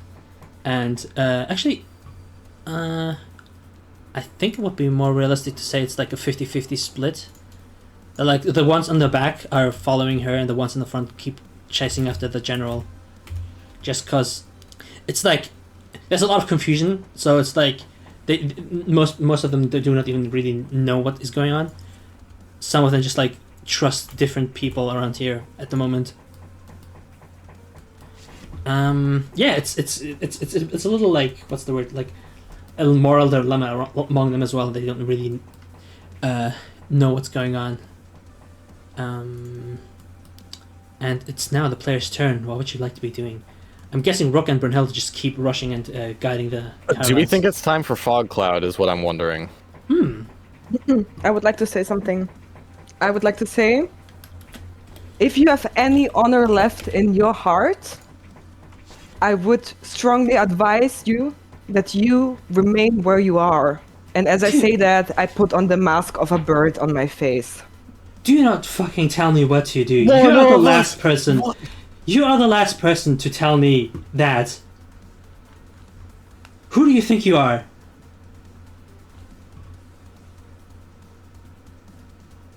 Get a grip, girl. Like, what happened to you? I didn't sell my heart to an empire. That is what happened. I remained to myself. So you sold your soul to a devil. Right. Is that so much better? Look who's talking. I remember what you did.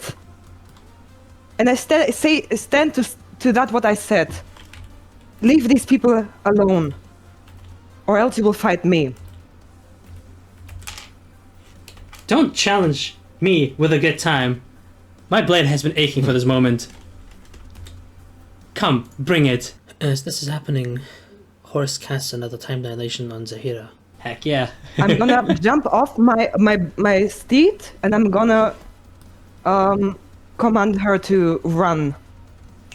Because For she's Chef? not gonna touch. Yeah.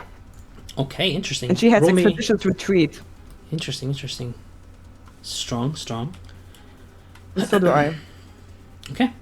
What would Sheth do? I guess they just like they don't really know what's going on, so it's just like whatever.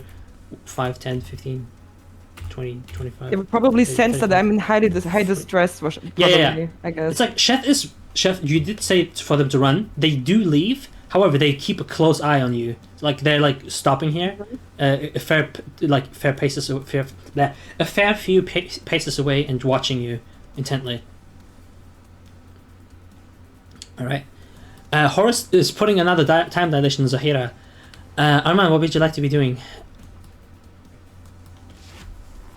I hate this.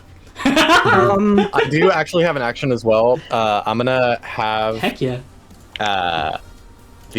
my bird just as far away from where the party is as possible. Probably kind of down here, since I don't really want them to be moving along us, so try and like move them as much over this way as possible. Having another scream come from the bird, so that hopefully more of the troops will continue to go with what's his name, the general, instead of Zahira. Okay. Interesting. So you're just like basically baiting them with the fog clouds, being like, the devil is here. Poof poof. I was doing another scream, although fog cloud might. Nah, I'm gonna do another scream. So I'm just having the bird scream. Ah, okay. Luna recommends that Rook uses the general scream that they hit before. Yes, I will use the general scream. Okay. Amazing. Gotcha. All right. I'll. Oh my goodness. Okay.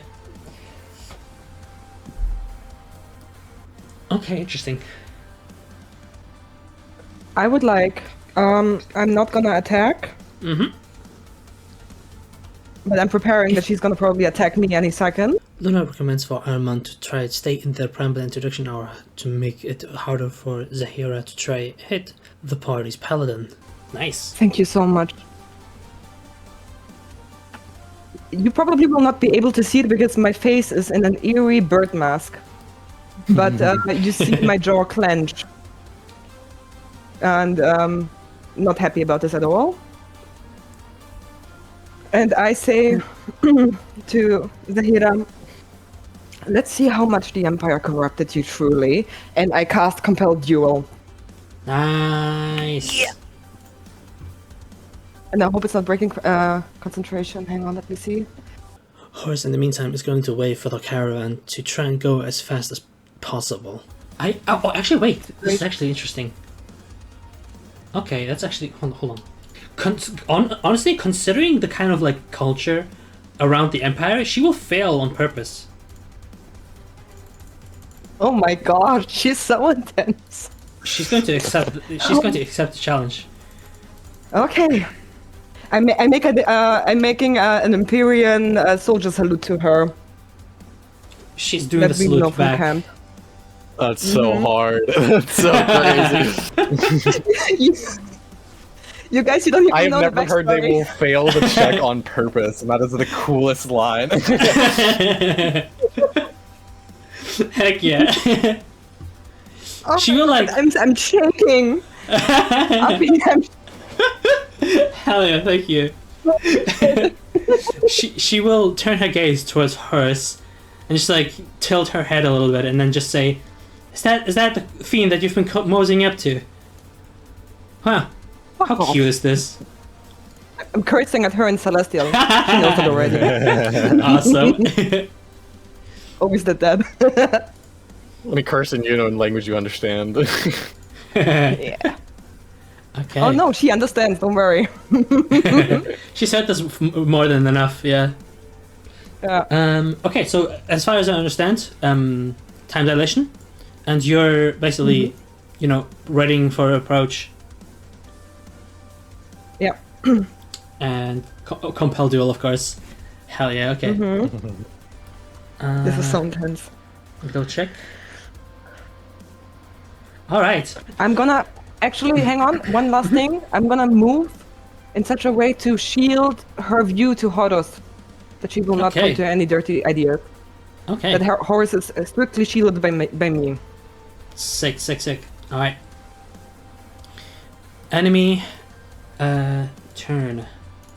Let me get a vibe check. Oh, so you did like the like general scream in this direction, right? Like south. If I remember correctly? Or Rook?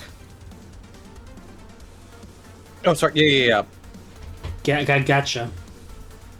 Basically, just getting them as far from where things currently are as possible.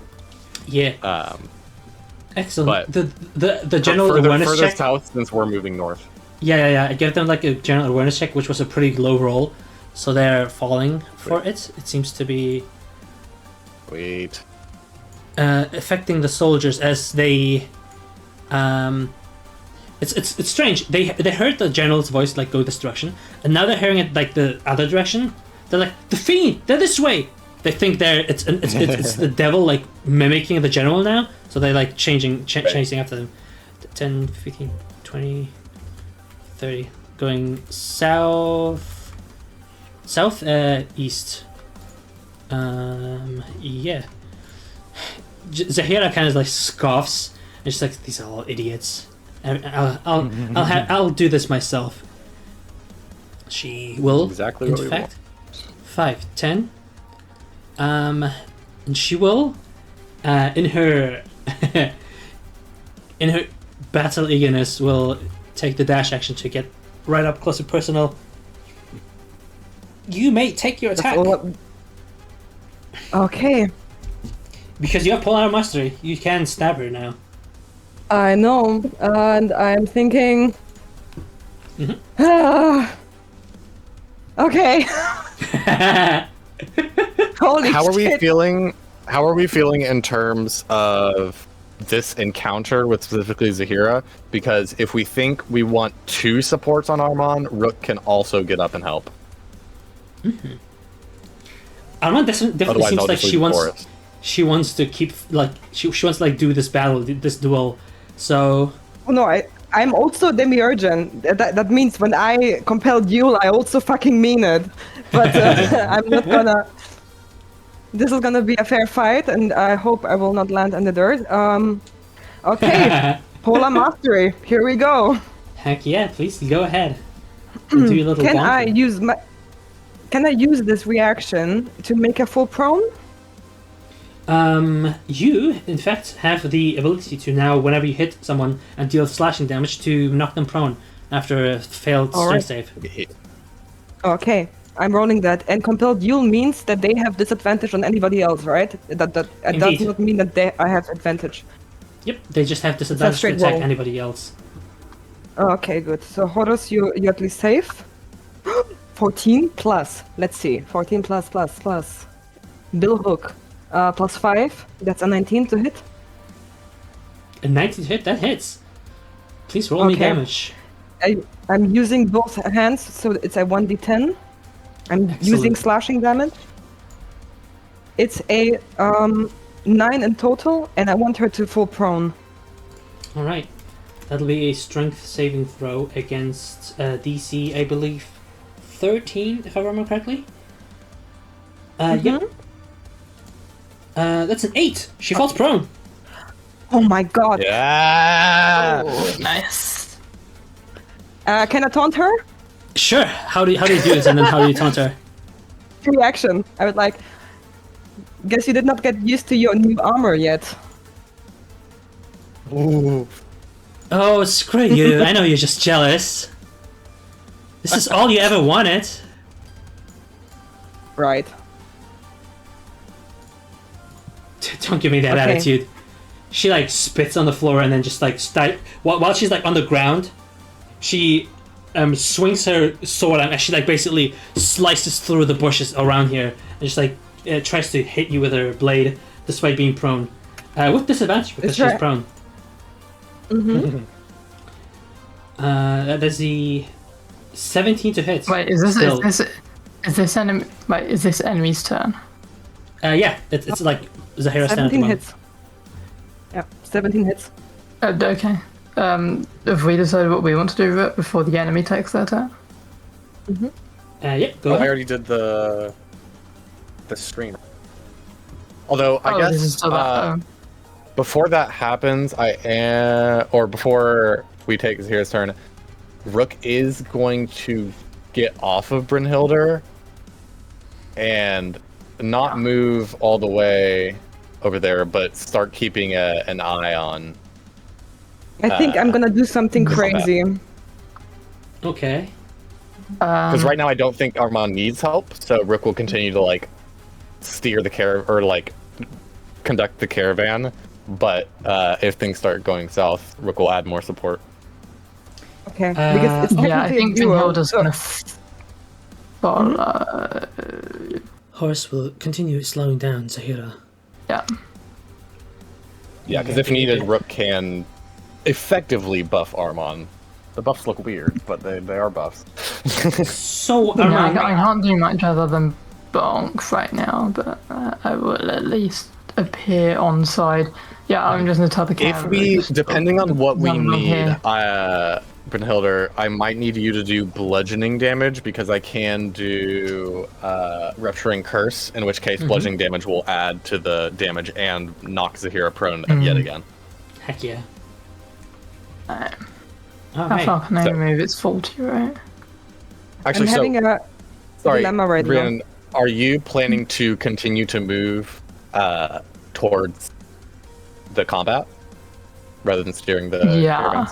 Okay, then we're I mean, continuing I'm- to stay on you because you can move further than he can. Okay, but quite frankly, we can now see a good amount of this. Like, we can now see the clear path up, so we know they can see the clear path up. There's no reason why they can't. Why we need to steer them, yeah. Yeah. Yeah, we don't need to steer them. They've got it. Just Yeah. basically Brynhilde shout, or not shouts, but like tells them go, go, go. Excellent. And we will move, well, we can move 40, can't we? So from here we can... With the guidance you've been giving them for the with the guidance you've been giving them for the last 3 rounds, all the caravans will achieve an extra 15 feet of movement this round. Sweet. Okay, cool. Nice. Your efforts bearing And like, we fruit. can still encourage them along from here. Right. Technically, though, this is still a duo, so actually it would make sense for Arman. Like, I as a player hate it, but for Arman, I think she needs convincing to let you help her. What do you say? Because I this mean- is a kind of a weird decision. I would also like to talk to you about this because, you know, it could actually damage a lot of things. I think it makes sense though, since this is very much an ego battle at this point. Yeah, Yeah. no. For character reasons, fine, go for it. Yeah. Even But though I, although, as a player, hate it fully. Yeah. but also, like, we will offer like non-damage support Yeah. because that's not negotiable. That's so cute. But what I think Brynhilde wouldn't know that. Brynhilde would still be like, oh, she's in trouble. Let's help.